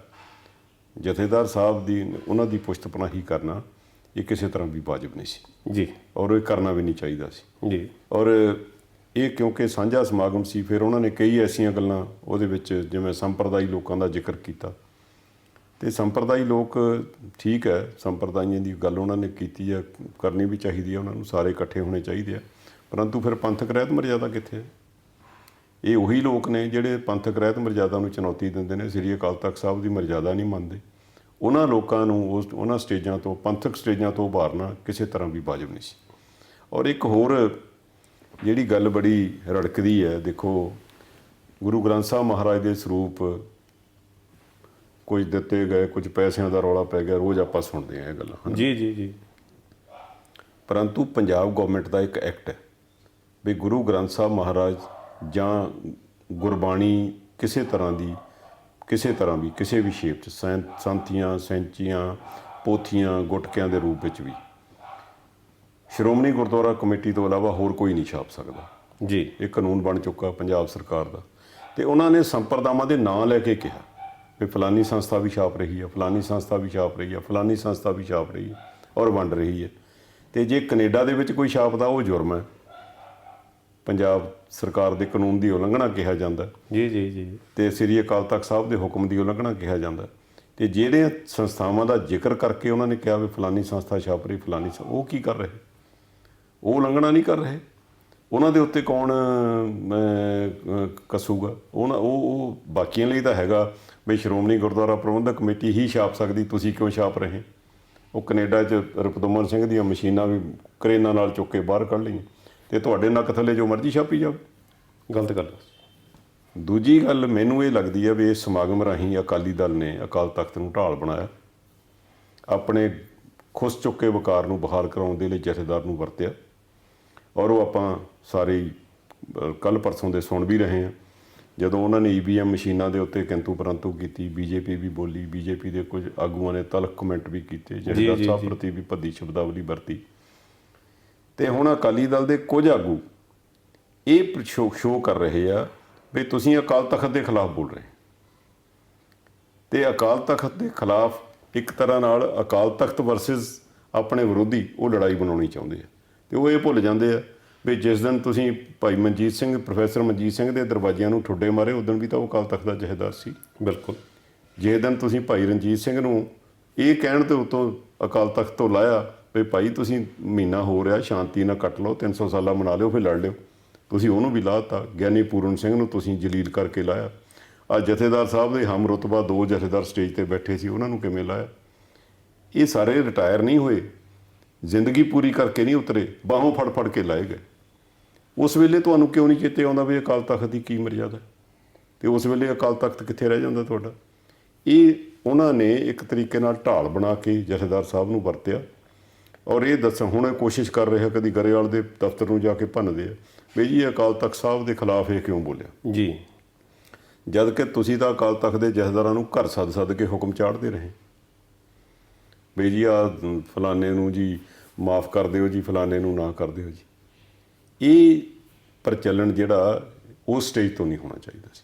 ਸ਼੍ਰੋਮਣੀ ਗੁਰਦੁਆਰਾ ਪ੍ਰਬੰਧਕ ਕਮੇਟੀ ਕੌਮ ਦੀ ਬੜੀ ਮਾਨਾਮਤੀ ਸੰਸਥਾ, ਇਹਨੂੰ ਕਿਸੇ ਦਾ ਪੱਖਪਾਤੀ ਰਵੱਈਆ ਨਹੀਂ ਸੀ ਲੈਣਾ ਚਾਹੀਦਾ। ਫਿਰ ਉਹਨਾਂ ਨੇ ਜਿਹੜੀ ਗੱਲ ਉੱਥੇ ਕੀਤੀ, ਉਹ ਬਰਾੜ ਸਾਹਿਬ ਦਾ ਨਾਂ ਲੈ ਕੇ ਜਗਮੀਤ ਸਿੰਘ ਦਾ ਬਾਰ-ਬਾਰ ਕਿਹਾ ਵੀ ਜਗਮੀਤ ਸਿੰਘ ਨੇ ਕਹਿਤਾ ਜੀ ਬਈ ਮੈਂ ਆਪਣੇ ਨਾਂ ਨਾਲ ਬਰਾੜ ਨਹੀਂ ਲਾਉਂਗਾ। ਕੀ ਗੱਲ ਮੁੱਕ ਗਈ? ਜੇ ਜਥੇਦਾਰ ਸਾਹਿਬ ਸੱਚੀ ਮੁੱਚੀ ਸੁਹਿਰਦ ਸੀਗੇ ਤੇ ਅਕਾਲੀ ਦਲ ਦਾ ਪ੍ਰਧਾਨ ਉੱਥੇ ਬੈਠਾ ਸੀ, ਪਹਿਲਾਂ ਤਾਂ ਉਹਨੂੰ ਹੁਕਮ ਦਿੰਦੇ ਵੀ ਆ ਤੇਰੇ ਇੱਕ ਆਗੂ ਨੇ ਕਹਿਤਾ ਮੈਂ ਆਪਣੇ ਨਾਲ ਗੋਤ ਨਹੀਂ ਲਾਉਂਗਾ, ਤੇ ਤੂੰ ਅੱਜੇ ਹੀ ਜਾ ਕੇ ਜਿਹੜਾ ਸ਼੍ਰੋਮਣੀ ਅਕਾਲੀ ਦਲ ਦਾ ਬੈਕਵਰਡ ਕਲਾਸ ਵਿੰਗ ਤੇ ਸ਼ਡਿਊਲਡ ਕਾਸਟ ਵਿੰਗ ਹੈ ਉਹਨੂੰ ਭੰਗ ਕਰ। ਠੀਕ ਹੈ, ਖਾਲਸੇ ਦੇ ਵਿੱਚ ਕੋਈ ਪਛੜਿਆ ਨਹੀਂ, ਬਿਲਕੁਲ ਇਹ ਗੱਲ ਕਹਿਣੀ ਚਾਹੀਦੀ ਸੀ। ਤੇ ਜਿਹੜੀ ਸ਼ਿਕਾਇਤ ਉਹਨਾਂ ਕੋਲ ਨਿਹੰਗ ਸਿੰਘਾਂ ਨੇ ਭੇਜੀ ਸੀ ਅਕਾਲ ਤਖਤ ਸਾਹਿਬ ਤੇ ਵੀ ਜੀ ਅਸੀਂ ਅੰਮ੍ਰਿਤ ਦਾ ਛਕ ਲਿਆ, ਸਾਡੇ ਭਾਂਡੇ ਵੀ ਜੋਦੇ ਰੱਖਦੇ ਆ, ਸਾਨੂੰ ਅੰਦਰ ਨਹੀਂ ਬਣਦੇ, ਸਾਨੂੰ ਚੌਥੇ ਪੌੜ ਵਾਲੇ ਕਹਿੰਦੇ ਆ, ਉਹਨਾਂ ਦੇ ਬਾਰੇ ਕੋਈ ਗੱਲ ਕਰਨੀ ਚਾਹੀਦੀ ਸੀ। ਕੱਲੇ ਬਰਾੜ ਦਾ ਨਾਮ ਦੇ ਨਾਲ ਬਰਾੜ ਲੱਗਣ ਨਾਲ ਕੌਮ ਦਾ ਭਲਾ ਨਹੀਂ ਹੋਣਾ। ਪਿੰਡਾਂ 'ਚ ਜਿਹੜੇ ਜਾਤ ਬਰਾਦਰੀਆਂ ਦੇ ਨਾਂ ਤੇ ਗੁਰਦੁਆਰੇ ਬਣੇ ਉਹ ਬੰਦ ਕਰਾਉਣ ਦੀ ਗੱਲ ਕਰਨੀ ਚਾਹੀਦੀ ਸੀ। ਇਹ ਸਾਰਾ ਕੁਝ ਇੱਦਾਂ ਲੱਗ ਰਿਹਾ ਵੀ ਇੱਕ ਧਿਰ ਨੂੰ ਫਾਇਦਾ ਪਹੁੰਚਾਉਣ ਲਈ ਉਹਨਾਂ ਦੇ ਔਗਣਾਂ ਨੂੰ ਅਣਦੇਖ ਕਰਕੇ ਉਹਨਾਂ ਦੀ ਮਦਦ ਕਰਨ ਦਾ ਇੱਕ ਯਤਨ ਸੀ, ਜਿਹਦੇ ਨਾਲ ਜਥੇਦਾਰ ਸਾਹਿਬ ਦੇ ਰੁਤਬੇ ਨੂੰ ਵੀ ਬੜੀ ਵੱਡੀ ਢਾਹ ਲੱਗੀ ਹੈ। ਜਥੇਦਾਰ ਕੋਈ ਵਿਅਕਤੀ ਨਹੀਂ ਹੁੰਦਾ, ਉਹ ਸੰਸਥਾ ਦਾ ਮੁਖੀ ਹੁੰਦਾ, ਉਸ ਸੰਸਥਾ ਦੇ ਵਕਾਰ ਨੂੰ ਵੀ ਬੜੀ ਵੱਡੀ ਢਾਹ। ਪੌਰ ਸਾਹਿਬ, ਇੱਕ ਗੱਲ ਹੋਰ ਵੀ ਉੱਭਰ ਕੇ ਸਾਹਮਣੇ ਆਉਂਦੀ ਹੈ ਕਿ ਜਦੋਂ ਸਾਡਾ ਵਿਚਾਰਾਂ ਦਾ ਵਿਚਾਰਕ ਮਤਭੇਦ ਹੁੰਦਾ ਹੈ ਕਿਸੇ ਦੇ ਨਾਲ, ਚਾਹੇ ਉਹ ਪਾਰਟੀਆਂ ਦੇ ਹੋਣ ਜਾਂ ਸਿੱਖ ਕੌਮ ਦੀਆਂ ਸੰਪਰਦਾਵਾਂ ਹੋਣ, ਸ਼੍ਰੋਮਣੀ ਗੁਰਦੁਆਰਾ ਪ੍ਰਬੰਧਕ ਕਮੇਟੀ ਹੋਣ, ਅਕਾਲ ਤਖਤ ਸਾਹਿਬ ਦੇ ਸਾਬਕਾ ਜਥੇਦਾਰ ਸਾਹਿਬਾਨ ਹੋਣ, ਸ਼੍ਰੋਮਣੀ ਕਮੇਟੀ ਦੇ ਮੈਂਬਰਾਂ ਹੋਣ, ਜਦੋਂ ਕਿਤੇ ਵਿਚਾਰਾਂ ਦਾ ਮਤਭੇਦ ਹੋਵੇ ਤਾਂ ਅਸੀਂ ਇਹ ਕਹਿ ਦਿੰਦੇ ਤੇ ਇਸ ਦੀਆਂ ਤਾਰਾਂ ਤਾਂ ਨਾਗਪੁਰ ਤੋਂ ਹਿੱਲਦੀਆਂ। ਤੁਸੀਂ ਕੀ ਸਮਝਦੇ ਹੋ ਇਹਦੇ ਬਾਰੇ?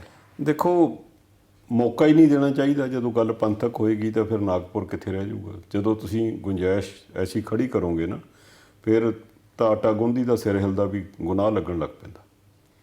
ਤੇ ਜਦੋਂ ਤੁਸੀਂ ਜਿਸ ਕੰਮ ਲਈ ਜਿਹੜੀ ਸਾਡੀ ਡਿਊਟੀ ਹੈ, ਜਿੱਥੇ ਉੱਥੇ ਪੰਥ ਬੈਠਾ ਹੈ, ਪੰਥ ਦਾ ਮਕਸਦ ਇਹ ਹੈ ਵੀ ਪੰਥ ਨੂੰ ਚੜ੍ਹਦੀ ਕਲਾ 'ਚ ਲੈ ਕੇ ਜਾਣਾ। ਜਥੇਦਾਰ ਦੀ ਡਿਊਟੀ ਇਹ ਪੰਥ ਨੂੰ ਇੱਕ ਸੁਰ ਰੱਖਣਾ, ਟੁੱਟਿਆਂ ਨੂੰ ਜੋੜਨਾ। ਤੇ ਜੋ ਕੁਝ ਉਹਨਾਂ ਨੇ ਉੱਥੇ ਕਿਹਾ ਵੀ ਡਾਂਗਾ ਲੈ ਕੇ ਆਓ ਜੀ, ਜਿਹੜਾ ਆਉਂਦਾ ਡਾਂਗਾ ਮਾਰ ਮਾਰ ਭੰਨ ਦਿਓ ਜੀ। ਹੁਣ ਇਹ ਜਿਹੜੇ ਉਹ ਹਿਸਾਬ ਲੈਣ ਗਏ ਸੀ ਮਹਾਰਾਜ ਦੇ ਸਰੂਪਾਂ ਦਾ, ਉਹ ਕੋਈ ਕਬਜ਼ਾ ਕਰਨ ਗਏ ਸੀ? ਇੱਕ ਸੰਸਥਾ ਨੇ ਇਨਵੈਸਟੀਗੇਟ ਕੀਤਾ ਵੀ ਸਰੂਪ ਘੱਟ ਹੈ। ਸ਼੍ਰੋਮਣੀ ਗੁਰਦੁਆਰਾ ਪ੍ਰਬੰਧਕ ਕਮੇਟੀ ਨੇ ਖੁਦ ਦੱਸਿਆ ਵੀ ਹਾਂ ਜੀ ਸਰੂਪ ਘੱਟ ਹੈ, ਸਾਡੇ ਬੰਦੇ ਹੇਰਾਫੇਰੀ ਕਰ ਗਏ। ਮੇਰਾ ਸਵਾਲ ਇਹੋ ਹੀ ਸੀ ਕਿ ਜਥੇਦਾਰ ਸਾਹਿਬ ਨੇ ਉੱਥੋਂ ਕਿਹਾ ਕਿ ਠੀਕ ਹੈ, ਗੱਲ ਹੋਈ ਹੈ, ਕੁਝ ਨਾ ਕੁਝ ਹੋਇਆ ਹੈ, ਪਰ ਕੀ ਇਸ ਸੰਬੰਧੀ ਕੋਈ ਪਹਿਲਾਂ ਵਾਈਟ ਪੇਪਰ ਜਾਂ ਕੋਈ ਇਨਫੋਰਮੇਸ਼ਨ ਜਿਹੜੀ ਹੈ ਕੌਮ ਨੂੰ ਜਾਂ ਪੰਜਾਬ ਦੇ ਲੋਕਾਂ ਨੂੰ ਜਾਂ ਦੁਨੀਆ ਭਰ ਵਿੱਚ ਵਸਦੇ ਸਿੱਖਾਂ ਨੂੰ ਦਿੱਤੀ ਗਈ ਕਿ ਆਹ ਹੋਇਆ ਤੇ ਇਸ ਤਰ੍ਹਾਂ ਹੋਇਆ ਤੇ ਇਸ ਬਾਰੇ ਵਾਧੂ ਸਵਾਲ ਹੁਣ ਨਾ ਕੀਤਾ ਜਾਵੇ? ਇਹ ਜਾਣ ਬੁੱਝ ਕੇ ਮਸਲਾ ਉਲਝਾਇਆ ਗਿਆ ਔਰ ਨਲਾਇਕੀ ਹੈ ਮੌਜੂਦਾ ਪ੍ਰਬੰਧਕਾਂ ਦੀ। ਇੱਕ ਪ੍ਰਬੰਧਕੀ ਮਸਲੇ ਨੂੰ ਐਡਾ ਵੱਡਾ ਕੌਮ ਦੇ ਵਿੱਚ ਪਾੜ ਪਾਉਣ ਦਾ ਮਸਲਾ ਬਣਾ ਕੇ ਰੱਖ ਦਿੱਤਾ ਗਿਆ, ਜਿਹੜਾ ਹੈ ਨਹੀਂ ਸੀ। ਸ਼੍ਰੋਮਣੀ ਗੁਰਦੁਆਰਾ ਪ੍ਰਬੰਧਕ ਕਮੇਟੀ ਕੋਈ ਨੱਥੂ ਰਾਮ ਦੀ ਹੱਟੀ ਨਹੀਂ ਹੈ ਵੀ ਜਿਹੜਾ ਮਰਜ਼ੀ ਜੋ ਮਰਜ਼ੀ ਚੁੱਕ ਕੇ ਲੈ ਜਾਵੇ ਜੀ। ਉਹ ਇੱਕ ਐਸੀ ਸੰਸਥਾ ਆ ਜਿਹਦਾ ਸਾਰੇ ਚੀਜ਼ ਦਾ ਰਿਕਾਰਡ ਰੱਖਿਆ ਜਾਂਦਾ। ਦੇਖੋ, ਰਿਕਾਰਡ ਦੇ ਵਿੱਚ ਕੀ ਆ, ਹੁਣ ਮਹਾਰਾਜ ਦੇ ਸਰੂਪ ਛਪਦੇ ਆ, ਪਹਿਲਾਂ ਉਹਦੇ ਲਈ ਪੇਪਰ ਅਲਾਟ ਹੁੰਦਾ। ਅੱਛਾ ਜੀ। ਉਹ ਦਰਜ ਹੁੰਦਾ। ਉਹ ਕਿੱਥੋਂ ਅਲਾਟ ਹੁੰਦਾ ਜੀ? ਉਹ ਪੇਪਰ ਖਰੀਦਿਆ ਹੁੰਦਾ SGPC ਨੇ। ਅੱਛਾ ਜੀ। ਜਿਹੜਾ ਪਬਲੀਕੇਸ਼ਨ ਡਿਪਾਰਟਮੈਂਟ ਦਾ ਕੰਸਰਨਡ ਬੰਦਾ ਉਹ ਸੈਕਟਰੀ ਕੋਲ ਜਾਂਦਾ, ਜੇ ਅਸੀਂ ਇੰਨੇ ਸਰੂਪ ਛਾਪਣੇ, ਸਾਨੂੰ ਪੇਪਰ ਅਲਾਟ ਕਰੋ। ਅੱਛਾ ਜੀ। ਉੱਥੋਂ ਪੇਪਰ ਅਲਾਟ ਹੁੰਦਾ, ਫਿਰ ਉਹਦੀ ਛਪਾਈ ਹੁੰਦੀ ਹੈ। ਛਪਾਈ ਤੋਂ ਬਾਅਦ ਉਹਦੀ ਪ੍ਰੂਫ ਰੀਡਿੰਗ ਹੁੰਦੀ ਆ, ਪ੍ਰੂਫ ਰੀਡਿੰਗ ਤੋਂ ਬਾਅਦ ਉਹਦੀ ਬਾਈਂਡਿੰਗ ਹੁੰਦੀ ਆ, ਬਾਈਂਡਿੰਗ ਤੋਂ ਬਾਅਦ ਫਿਰ ਉਹ ਸਟੋਰ 'ਚ ਆਉਂਦੇ ਆ, ਫਿਰ ਸਟੋਰ ਲੈਦਰਾਂ 'ਚ ਚੜ੍ਹਦੇ ਆ, ਫਿਰ ਉੱਥੇ ਉਹਨਾਂ ਨੂੰ ਭੇਟਾ ਰਹਿਤ ਜਾਂ ਭੇਟਾ ਸਹਿਤ ਦੇਣਾ, ਉਹਦਾ ਰਿਕਾਰਡ ਹੁੰਦਾ। ਇਹ ਕਿਹੜੀ ਚੀਜ਼ ਹੈ ਜਿਹੜੀ ਇਹਨਾਂ ਕੋਲ ਹੈ ਨਹੀਂ? ਇਹਨਾਂ ਦਾ ਰਿਕਾਰਡ ਹੀ ਦੱਸ ਰਿਹਾ। ਪੂਰਾ ਸਿਸਟਮ ਬਣਿਆ ਹੋਇਆ ਜੀ, ਪੂਰਾ ਸਿਸਟਮ ਹੈ। ਅੱਛਾ, ਫਿਰ ਹੁਣ ਕੀ ਹੈ? ਹੁਣ ਮੈਂ ਤਾਂ ਹੈਰਾਨ ਸੀ, ਸ਼੍ਰੋਮਣੀ ਕਮੇਟੀ ਆਪਣੇ ਵੱਲੋਂ ਤਾਂ ਇੱਕ ਇਸ਼ਤਿਹਾਰ ਦੇ ਰਹੀ ਹੈ ਅਖਬਾਰ 'ਚ ਪੈਸੇ ਖਰਚ ਕੇ ਵੀ ਜੀ ਇਸ ਰੂਪਾਂ ਸੰਬੰਧੀ ਜੇ ਕਿਸੇ ਕੋਲ ਜਾਣਕਾਰੀ ਹੈ ਅਸੀਂ ਨਾਂ ਨਹੀਂ ਦੱਸਾਂਗੇ, ਤੇ ਉਹ ਸਾਨੂੰ ਦੱਸ ਦੇਵੇ, ਇਹਦੇ 'ਚ ਸਹਾਇਤਾ ਕਰੇ। ਮੈਂ ਕਿਹਾ ਇਦੋਂ ਵੱਡੀ ਸਿਰ 'ਚ ਸੁਆਹ ਪਾਉਣੀ ਹੋਰ ਕੀ ਚੀਜ਼ ਹੈ। ਫਿਰ ਉਸ ਤੋਂ ਬਾਅਦ ਕੀ ਕਰਦੇ ਆ, ਕੱਲੇ ਕੱਲੇ ਗੁਰਦੁਆਰੇ 'ਚ, ਪਿੰਡਾਂ ਦੇ ਗੁਰਦੁਆਰਿਆਂ 'ਚ, ਡੇਰਿਆਂ 'ਚ, ਘਰਾਂ 'ਚ ਜਾ ਕੇ ਮਹਾਰਾਜ ਦੇ ਸਰੂਪ ਚੈੱਕ ਕਰ ਰਹੇ। ਮੈਂ ਤੇ ਹੈਰਾਨ ਆ ਪ੍ਰਬੰਧਕਾਂ ਦੀ ਸੋਚ ਤੋਂ ਵੀ ਕਿਉਂ ਆਪਣਾ ਜਲੂਸ ਕਢਾਉਣ ਲੱਗੇ ਤੁਸੀਂ। ਦੇਖੋ ਗੱਲ ਤਾਂ ਸਿਰਫ ਇੰਨੀ ਆ, ਜੇ ਗੁਰਦੁਆਰਾ ਸਾਹਿਬ ਨੂੰ ਕੋਈ 10 ਰੁਪਈਏ ਵੀ ਦੇ ਕੇ ਜਾਂਦਾ ਜੀ, ਇੱਕ ਤਾਂ ਰਸੀਦ ਦੇਣ ਵਾਲੇ ਡੋਨਰ ਨੂੰ ਮਿਲਦੀ ਹੈ, ਇੱਕ ਡੁੱਚ ਹੁੰਦੀ ਹੈ ਜਿਹੜੀ ਉੱਥੇ ਪਈ ਹੁੰਦੀ ਹੈ। ਤੁਸੀਂ ਦੱਸੋ ਤੁਹਾਡੇ ਕੋਲ ਕੌਣ ਲੈ ਗਿਆ, ਕੌਣ ਦੇ ਗਿਆ। ਗੱਲ ਤਾਂ ਇੰਨੀ ਆ ਨਾ, ਤੁਸੀਂ ਉਹਦੀ ਪ੍ਰੂਫ ਰੀਡਿੰਗ ਕਰਾਈ, ਪ੍ਰੂਫ ਰੀਡਿੰਗ ਦੇ ਪੈਸੇ ਦਿੱਤੇ, ਪੇਪਰ ਦੇ ਪੈਸੇ ਦਿੱਤੇ, ਬਾਈਂਡਿੰਗ ਦੇ ਪੈਸੇ ਦਿੱਤੇ, ਤੁਸੀਂ ਉਹਨੂੰ ਸਟੋਰ ਲੈਦਰਾਂ ਚਾੜਿਆ, ਤੁਹਾਡਾ ਆਡਿਟ ਹੋਇਆ, ਤੁਸੀਂ ਉਹਨੂੰ ਭੇਟਾ ਰਹਿਤ ਦਿੱਤਾ ਜਾਂ ਭੇਟਾ ਸਹਿਤ ਦਿੱਤਾ, ਉਹਦਾ ਰਿਕਾਰਡ ਹੈ। ਤੁਸੀਂ ਦੱਸੋ ਤੁਹਾਡੇ ਕੋਲ ਕੀ ਹੈ, ਤੇ ਉਹ ਦੱਸਿਆ ਨਹੀਂ ਜਾ ਰਿਹਾ। ਗੱਲ ਤਾਂ ਇੰਨੀ ਆ ਨਾ, ਹੁਣ ਉਹ ਕਮਲਜੀਤ ਦੋਸ਼ੀ ਆ ਜੀ, ਫਲਾਨਾ ਦੋਸ਼ੀ। ਹੁਣ ਕਮਲਜੀਤ ਦਾ ਮੂੰਹ ਸੀ ਤਾਂ ਕਮਲਜੀਤ ਦੱਸੇ ਵੀ ਮੇਰੇ ਕੋਲ ਕੌਣ ਸਰੂਪ ਲੈ ਕੇ ਦਿੰਦਾ ਸੀ ਤੇ ਕਿਹਨੂੰ ਲੈ ਕੇ ਦਿੱਤੇ ਤੇ ਕਿੱਥੇ ਚਲੇ ਗਏ। ਜੇ ਉਹ ਨਹੀਂ ਦੱਸਦਾ ਤੇ ਮੌਕੇ ਦਾ ਪ੍ਰਧਾਨ ਦੱਸੇ ਵੀ ਰਿਕਾਰਡ ਸਾਡਾ ਆਹ ਦੱਸਦਾ ਜੀ, ਜਿਹੜਾ ਦੋਸ਼ੀ ਆ ਉਹਨੂੰ ਸਜ਼ਾ ਦੇ ਦੇਣ। ਕਿਸੇ ਨੂੰ ਜ਼ਿੰਮੇਵਾਰੀ ਲੈਣੀ ਚਾਹੀਦੀ ਹੈ। ਇਹ ਕੌਮ ਦਾ ਜਲੂਸ ਕਢਾਇਆ ਜਾ ਰਿਹਾ। ਹੁਣ ਇਹ ਐਡਾ ਵੱਡਾ ਹਾਸੋਹੀਣਾ ਬਿਆਨ ਕੀ ਹੋ ਸਕਦਾ ਵੀ ਜਿਹਨਾਂ ਜੀ ਸਰੂਪਾਂ ਸੰਬੰਧੀ ਜਾਣਕਾਰੀ ਹੈ ਜੀ ਉਹ ਸਾਨੂੰ ਦੱਸੇ ਜੀ, ਅਸੀਂ ਉਹਦਾ ਨਾਮ ਵੀ ਗੁਪਤ ਰੱਖਾਂਗੇ। ਤੇ ਤੁਸੀਂ ਇੱਥੇ ਬੈਠੇ ਕੀ ਕਰਦੇ ਹੋ? ਤੁਹਾਡੇ ਕੋਲ ਇੰਨੇ ਮਹਿਕਮੇ ਆ, ਤੁਹਾਡੇ ਕੋਲ ਇੰਨੇ ਸੈਕਟਰੀ ਆ, ਤੁਹਾਡੇ ਕੋਲ ਆਪਣਾ ਫਲਾਈਂਗ ਸਕੁਐਡ ਆ, ਤੁਹਾਡਾ ਮਹਿਕਮਾ ਕੀ ਕਰਦਾ? ਤੁਸੀਂ ਕਿਉਂ ਨਹੀਂ ਦੱਸਦੇ? ਤੇ ਜੇ ਉਹ ਕੋਈ ਪੁੱਛਣ ਜਾਂਦਾ ਫਿਰ ਤੁਸੀਂ ਡਾਂਗਾ ਮਾਰ ਕੇ ਕਹੋ ਜੀ 100 ਡਾਂਗ ਭੁੱਚਰ ਨੇ ਮੰਗਾਈ ਸੀ, ਤੁਸੀਂ ਵੀ 100 ਡਾਂਗ ਮੰਗਾ ਲਓ।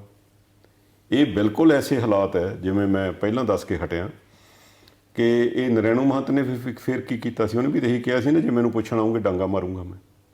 ਫਿਰ ਕਹਿੰਦੇ ਸਾਨੂੰ ਨਰੈਣੂ ਮਹੰਤ ਕਹਿੰਦੇ। ਤੇ ਫਿਰ ਤੁਸੀਂ ਇੱਕ ਚੀਜ਼ ਹੋਰ ਦੇਖੋ, ਇਹ ਇਸੇ ਹੀ ਤਖਤ ਦੇ ਉੱਤੋਂ ਆਪਣੀ ਯਾਦਾਸ਼ਤ ਕਈ ਵਾਰੀ ਗੱਲਾਂ ਵਿਸਰ ਜਾਂਦੀਆਂ। ਜੀ ਜੀ, ਕੋਈ ਨਹੀਂ। ਗਦਰੀ ਬਾਬਿਆਂ ਨੇ ਸੰਘਰਸ਼ ਲੜਿਆ, ਕਾਮਾਗਾਟਾ ਮਾਰੂ ਵਿੱਚ ਉਹਨਾਂ ਨੂੰ ਸ਼ਹੀਦ ਵੀ ਕੀਤਾ ਗਿਆ।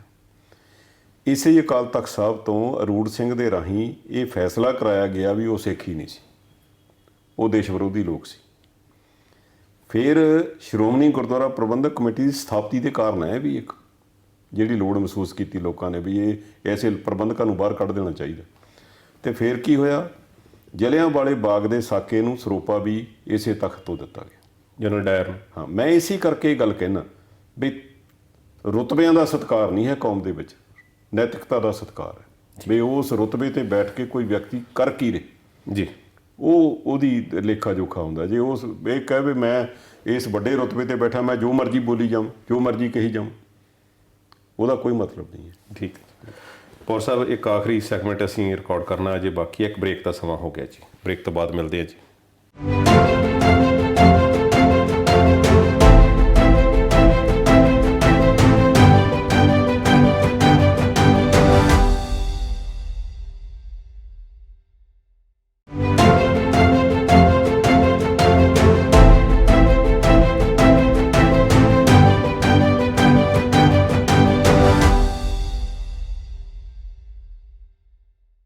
ਬ੍ਰੇਕ ਤੋਂ ਬਾਅਦ ਫਿਰ ਸਵਾਗਤ ਹੈ ਜੀ।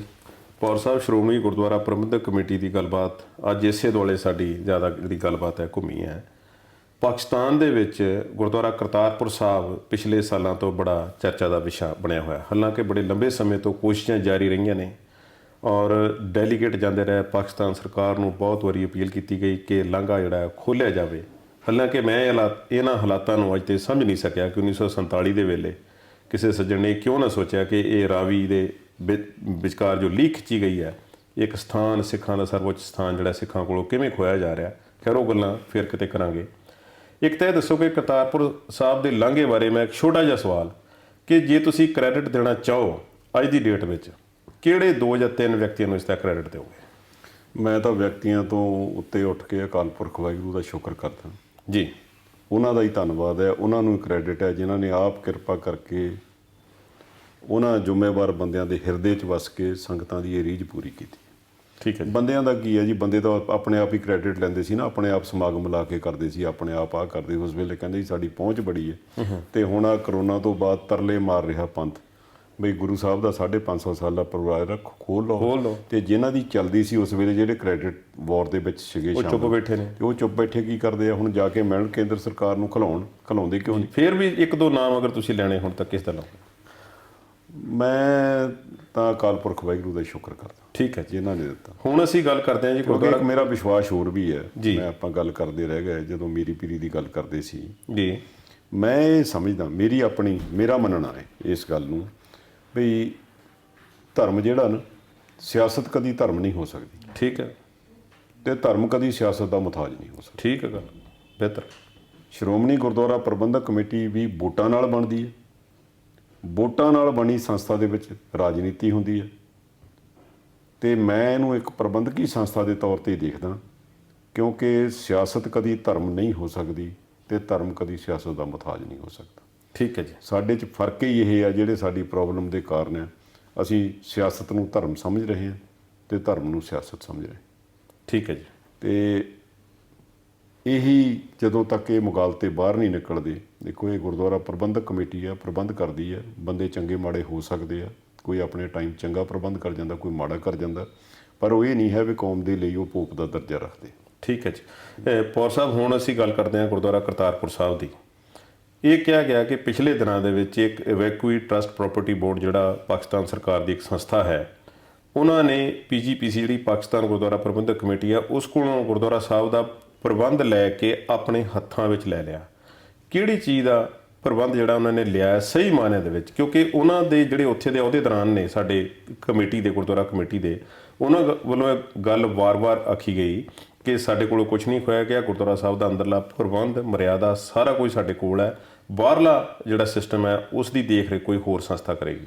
ਤੁਸੀਂ ਇਸ ਬਾਰੇ ਸਾਨੂੰ ਜਾਣਕਾਰੀ ਦੇਖੋ, ਜਿਹੜੇ ਉੱਥੇ ਦੇ ਗੁਰੂ ਘਰ ਹੈ ਨਾ, ਸਾਰੇ ਗੁਰਦੁਆਰਾ ਸਾਹਿਬਾਨ ਨੇ ਜੀ, ਉਹਨਾਂ ਦਾ ਪ੍ਰਬੰਧ ਉਹ 3 ਤਰੀਕਿਆਂ ਨਾਲ ਕਰਦੇ ਆ। ਕਿਸ ਤਰ੍ਹਾਂ ਜੀ? ਇੱਕ ਔਕਾਫ ਬੋਰਡ ਹੈ, ਅੱਛਾ ਜੀ। ਇੱਕ ਇਵੈਕੂਈ ਟਰਸਟ ਪ੍ਰਾਪਰਟੀ ਬੋਰਡ ਹੈ ਜੀ। ਇੱਕ ਪਾਕਿਸਤਾਨ ਗੁਰਦੁਆਰਾ ਕਮੇਟੀ ਹੈ। ਅੱਛਾ ਜੀ। ਪਾਕਿਸਤਾਨ ਗੁਰਦੁਆਰਾ ਕਮੇਟੀ ਦੀ ਵੀ ਚੋਣ ਨਹੀਂ ਹੁੰਦੀ, ਨਾਮਜ਼ਦ ਹੁੰਦੀ ਹੈ, ਉਹ ਵੀ ਆਪੇ ਹੀ ਕਰਦੇ ਆ, ਸਰਕਾਰ ਹੀ ਕਰਦੀ ਹੈ। ਠੀਕ ਹੈ ਜੀ। ਉਹਦੇ 'ਚ ਉਹਨਾਂ ਦੀ ਮਰਜ਼ੀ ਦੇ ਬੰਦੇ ਹੁੰਦੇ ਆ, ਕੋਈ ਸਿੱਖਾਂ ਦੀ ਮਰਜ਼ੀ ਦਾ ਬੰਦਾ ਨਹੀਂ ਹੁੰਦਾ ਵੀ ਜਿਹਨੂੰ ਆਪਾਂ ਇਹ ਕਹਿ ਦਈਏ ਵੀ ਉਹ ਉਹਨਾਂ ਦੀ ਮਰਜ਼ੀ ਨਾਲ। ਮੈਨੂੰ ਤਾਂ ਇਸ ਲਫ਼ਜ਼ ਤੋਂ ਸਖਤ ਨਫ਼ਰਤ ਹੈ ਵੀ evacuee trust property board.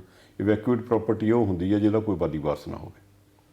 Guru Nanak ਦੇ ਵਾਰਸ ਜਿਉਂਦੇ ਆ, ਇਹ ਪ੍ਰਾਪਰਟੀ ਸਿੱਖਾਂ ਦੀ ਹੈ, ਇਹ ਸਥਾਨ ਸਿੱਖਾਂ ਦੇ ਆ। ਜੇ ਉਹਨਾਂ ਨੂੰ ਸਾਡੇ 'ਚੋਂ ਦੂਜੇ ਮੁਲਕ 'ਚ ਬੈਠਿਆਂ ਤੇ ਸਾਡੇ ਤੇ ਭਰੋਸਾ ਨਹੀਂ, ਤੇ ਪਾਕਿਸਤਾਨ 'ਚ ਵੀ ਗੁਰੂ ਨਾਨਕ ਨਾਮ ਲੇਵਾ ਬੈਠੇ ਆ, ਇਹ ਅਧਿਕਾਰ ਉਹਨਾਂ ਦੇ ਕੋਲ ਹੀ ਰਹਿਣਾ ਚਾਹੀਦਾ। ਸਰਦਾਰ ਸਾਹਿਬ, ਜਿਹੜੀ ਇਵੈਕੂਈ ਟਰਸਟ ਪ੍ਰਾਪਰਟੀ ਬੋਰਡ ਹੈ, ਇਹ ਸਿਰਫ ਗੁਰਦੁਆਰਾ ਸਾਹਿਬ ਦੀ ਪ੍ਰਾਪਰਟੀ ਦੀ ਦੇਖਭਾਲ ਕਰਨ ਵਾਸਤੇ ਜਾਂ ਹੋਰ ਵੀ ਪ੍ਰਾਪਰਟੀਆਂ ਦੀ ਦੇਖਭਾਲ ਕਰਦੀ? ਇਹ ਜ਼ਿਆਦਾ ਗੁਰਦੁਆਰਿਆਂ ਦੇ ਪ੍ਰਬੰਧਾਂ ਲਈ ਹੈ। ਠੀਕ ਹੈ ਜੀ। ਤੇ ਜੇ ਇਵੈਕੂਈ ਟਰਸਟ ਪ੍ਰਾਪਰਟੀ ਬੋਰਡ ਦੀ ਮੈਂ ਗੱਲ ਕਰਦਾ ਵੀ ਇਹ ਜਿਹੜਾ ਇਹ ਹੁੰਦਾ ਜਿਹਨਾਂ ਦਾ ਕਬਾਲੀ ਵਾਰਸ ਨਾ ਹੋਵੇ, ਉਹ ਪ੍ਰਾਪਰਟੀਆਂ ਜਿਨ੍ਹਾਂ ਦਾ ਕੋਈ ਮਾਲਕ ਨਾ ਹੋਵੇ। ਗੁਰੂ ਨਾਨਕ ਦੇ ਵਾਰਸ ਉੱਥੇ ਪਾਕਿਸਤਾਨ 'ਚ ਬੈਠੇ ਆ, ਇਹ ਪ੍ਰਬੰਧ ਉਹਨਾਂ ਨੂੰ ਉਹਨਾਂ ਦੇ ਰਾਹੀਂ ਹੀ ਚਲਾਉਣਾ ਚਾਹੀਦਾ। ਠੀਕ ਹੈ ਜੀ। ਸੋ ਹੁਣ ਜਿਹੜਾ ਇਹ ਬਦਲਾਅ ਆਇਆ, ਇਹ ਕੀ ਬਦਲਾਅ ਆਇਆ?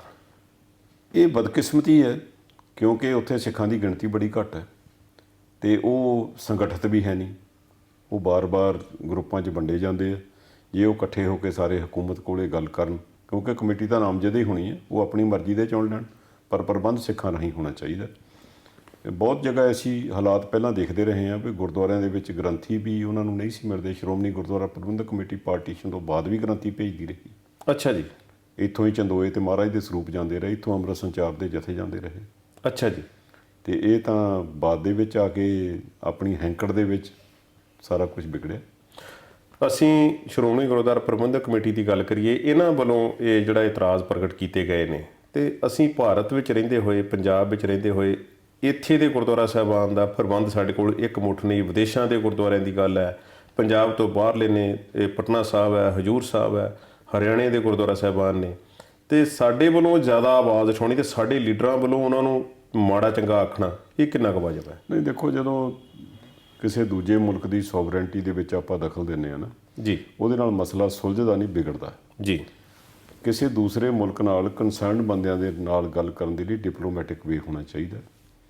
ਉਹਨੂੰ ਦਲੀਲ ਨਾਲ ਗੱਲ ਸਮਝਾਈ ਜਾ ਸਕਦੀ ਹੈ। ਪੰਜਾਬ ਸਰਕਾਰ ਆਪਣਾ ਕੋਈ ਪ੍ਰਤੀਨਿਧ ਮੰਡਲ ਭੇਜ ਦੇਵੇ, SGPC ਭੇਜ ਦੇਵੇ, ਅਕਾਲ ਤਖਤ ਸਾਹਿਬ ਭੇਜੇ, ਉਹਨਾਂ ਨੂੰ ਸਿੱਖ ਕੌਮ ਦਾ ਕੰਸਰਨ ਦੱਸਿਆ ਜਾਵੇ। ਜੇ ਉਹ ਫੇਰ ਨਾ ਮੰਨਣ, ਫੇਰ ਤਾਂ ਗੱਲ ਹੋਰ ਵੀ ਸੋਚੀ ਜਾ ਸਕਦੀ। ਸਿੱਖਾਂ ਦੇ ਇਸ ਮਸਲੇ ਨੂੰ ਸਿੱਖਾਂ ਦਾ ਕੋਈ ਲੈਣਾ ਦੇਣਾ ਨਹੀਂ। ਸਿੱਖਾਂ ਨੂੰ ਤਾਂ ਸਿਰਫ ਗੁਰੂ ਨਾਨਕ ਦੀ ਧਰਤੀ ਨੂੰ ਨਮਸਕਾਰ ਕਰਨਾ ਚਾਹੁੰਦੇ ਆ। ਉਹ ਜਿਹੜੀ ਕਿਰਤ ਦੀ ਭੂਮੀ ਆ, ਜਿੱਥੋਂ ਮਹਾਰਾਜ ਨੇ ਕਿਰਤ ਨੂੰ ਸਤਿਕਾਰ ਦਿੱਤਾ, ਖੁਦ ਖੇਤੀ ਕਰਕੇ ਉਸ ਮਿੱਟੀ ਨੂੰ ਮੱਥੇ ਲਾਉਣਾ ਚਾਹੁੰਦੇ ਆ। ਉਹਨਾਂ ਦਾ ਕੋਈ ਮਤਲਬ ਨਹੀਂ ਵੀ ਕੌਣ ਪ੍ਰਬੰਧਕ ਹੈ, ਕੌਣ ਨਹੀਂ। ਠੀਕ ਹੈ ਜੀ। ਤੁਸੀਂ ਪਾਕਿਸਤਾਨ ਗਏ ਹੋ? ਬਹੁਤ ਵਾਰੀ। ਕਿਹੜੇ ਕਿਹੜੇ ਗੁਰਦੁਆਰਾ ਸਾਹਿਬ ਦਾ ਪ੍ਰਬੰਧ ਤੁਸੀਂ ਵੇਖਿਆ ਔਰ ਰਹੇ ਹੋ, ਵਿਜ਼ਿਟ ਕੀਤੇ, ਔਰ ਕਿਸ ਤਰ੍ਹਾਂ ਦਾ ਪ੍ਰਬੰਧ ਤੁਹਾਨੂੰ ਲੱਗਦਾ? ਮੈਂ ਡੈਲੀਗੇਸ਼ਨ ਲੈ ਕੇ ਗਿਆ 2-4 ਵਾਰੀ ਜੀ। SGPC ਵੱਲੋਂ, ਔਰ ਮੈਂ 2-3 ਉਹਨਾਂ ਨੇ ਸੈਮੀਨਾਰ ਕਰਾਏ ਸੀ, ਉਹਨਾਂ ਸੈਮੀਨਾਰਾਂ 'ਚ ਬੋਲ ਕੇ ਆਇਆ ਸੀ। ਕਿਸ ਤਰ੍ਹਾਂ ਦਾ ਸਿਸਟਮ ਹੈ, ਪ੍ਰਬੰਧ ਆ? ਮੈਂ ਠੀਕ ਹੈ, ਆਪਣੇ ਵਿੱਤ ਮੁਤਾਬਕ ਜਿੰਨਾ ਕੋ ਕਰ ਸਕਦੇ ਆ, ਜਿੰਨਾ ਕੋ ਉਹ ਠੀਕ ਹੈ। ਮਰਿਆਦਾ ਦਾ ਕਿਹੋ ਜਿਹਾ ਜਿਹੜਾ ਆਮ ਤੌਰ ਤੇ ਰੌਲਾ ਪਾਇਆ ਜਾਂਦਾ? ਮਰਿਆਦਾ ਤਾਂ ਦੇਖੋ ਜੀ, ਹੁਣ ਉੱਥੇ ਬਾਹਰੋਂ ਬਹੁਤ ਸਾਰਾ ਸਿੱਖ ਆਉਂਦੇ ਆ, ਫੋਰਨਰਸ ਬਹੁਤ ਆਉਂਦੇ ਆ, ਉਹ ਗਾਹੇ ਬਗਾਹੇ ਉਹਨਾਂ ਨੂੰ ਗਾਈਡ ਵੀ ਕਰਦੇ ਰਹਿੰਦੇ ਆ। ਅੱਛਾ ਜੀ। ਉਹ ਆਪ ਵੀ ਕਰਦੇ ਆ। ਕੁਝ ਸੇਵਾਵਾਂ ਜਿਹੜੀਆਂ ਉੱਥੇ ਉਹ ਵੀ ਬਾਹਰਲੇ ਸਿੰਘਾਂ ਨੇ ਲਈਆਂ ਹੋਈਆਂ, ਕੁਝ ਇੰਗਲੈਂਡ ਦੇ ਸਿੰਘ ਕਰ ਰਹੇ ਆ, ਕੁਝ ਕੈਨੇਡਾ ਦੇ ਕਰ ਰਹੇ ਆ, ਕੁਝ ਅਮਰੀਕਾ ਦੇ ਕਰ ਰਹੇ ਆ। ਅਤੇ ਉਹ ਜੇ ਭਾਰਤ ਤੋਂ ਸਿੱਖ ਘੱਟ ਵੀ ਜਾਂਦੇ ਤਾਂ ਵਿਦੇਸ਼ਾਂ ਤੋਂ ਬਹੁਤ ਸਾਰੇ ਸਿੱਖ ਆਉਂਦੇ ਆ, ਉਹ ਉਹਨਾਂ ਨਾਲ ਤਾਲਮੇਲ ਹੈ, ਕਰਦੇ ਰਹਿੰਦੇ ਵਕਤ ਬਾਬਤ। ਸੋ ਪ੍ਰੋਗਰਾਮ ਦੇ ਅਖੀਰ ਦੇ ਵਿੱਚ ਕੋਈ ਜਿਹੜਾ ਪਿਛਲੇ ਦਿਨਾਂ ਵਿੱਚ ਵਾਦ ਉੱਠੇ ਨੇ ਜਾਂ ਇਹਨਾਂ ਪ੍ਰਤੀ ਜਾਂ ਕੋਈ ਹੋਰ ਤੁਸੀਂ ਗੱਲਬਾਤ ਤੁਸੀਂ ਕਰਨੀ ਚਾਹੋ ਸਾਡੇ ਦਰਸ਼ਕਾਂ ਨਾਲ? ਮੈਂ ਤਾਂ ਬੇਨਤੀ ਕਰ ਸਕਦਾ, ਅਕਾਲ ਪੁਰਖ ਵਾਹਿਗੁਰੂ ਦੇ ਚਰਨਾਂ 'ਚ ਅਰਦਾਸ ਕਰ ਸਕਦਾ, ਮਹਾਰਾਜ ਆਪਣੇ ਪੰਥ ਨੂੰ ਸਮੱਤ ਬਖਸ਼ੇ। ਇਹ ਘੱਟੋ ਘੱਟ ਆਪਣੇ ਆਪ ਨੂੰ ਗੁਰੂ ਕੇ ਸਿੱਖ ਸਮਝਣ, ਆਪਣੇ ਭੈਣਾਂ ਭਰਾਵਾਂ ਨਾਲ ਪ੍ਰੀਤ ਕਰਨ। ਬੇਸ਼ੱਕ ਰਾਜਨੀਤਿਕ ਕੋਈ ਬਖਰੇਵਾਂ ਵੀ ਹੈ, ਪਰੰਤੂ ਜੇ ਅਸੀਂ ਗੁਰੂ ਕੇ ਸਿੱਖ ਹਾਂ ਤਾਂ ਇੱਕ ਦੂਜੇ ਨੂੰ ਗਲਵੱਕੜੀਆਂ ਪਾ ਕੇ ਮਿਲੀਏ, ਆਪਣੇ ਜਿਹੜੇ ਮਸਲੇ ਆ ਸਫਾਂ ਵਿਛਾ ਕੇ ਦਰੁਸਤ ਕਰੀਏ, ਦੂਜਿਆਂ ਦੇ ਲਈ ਮਜ਼ਾਕ ਦੇ ਪਾਤਰ ਨਾ ਬਣੀਏ। ਭਾਈ ਸਾਹਿਬ ਜੀ, ਬਹੁਤ ਬਹੁਤ ਸਮਾਂ ਦੇਣ ਲਈ ਮਿਹਰਬਾਨੀ, ਧੰਨਵਾਦ ਆਪ ਜੀ ਦਾ। ਵਾਹਿਗੁਰੂ ਜੀ ਕਾ ਖਾਲਸਾ, ਵਾਹਿਗੁਰੂ ਜੀ ਕੀ ਫਤਿਹ।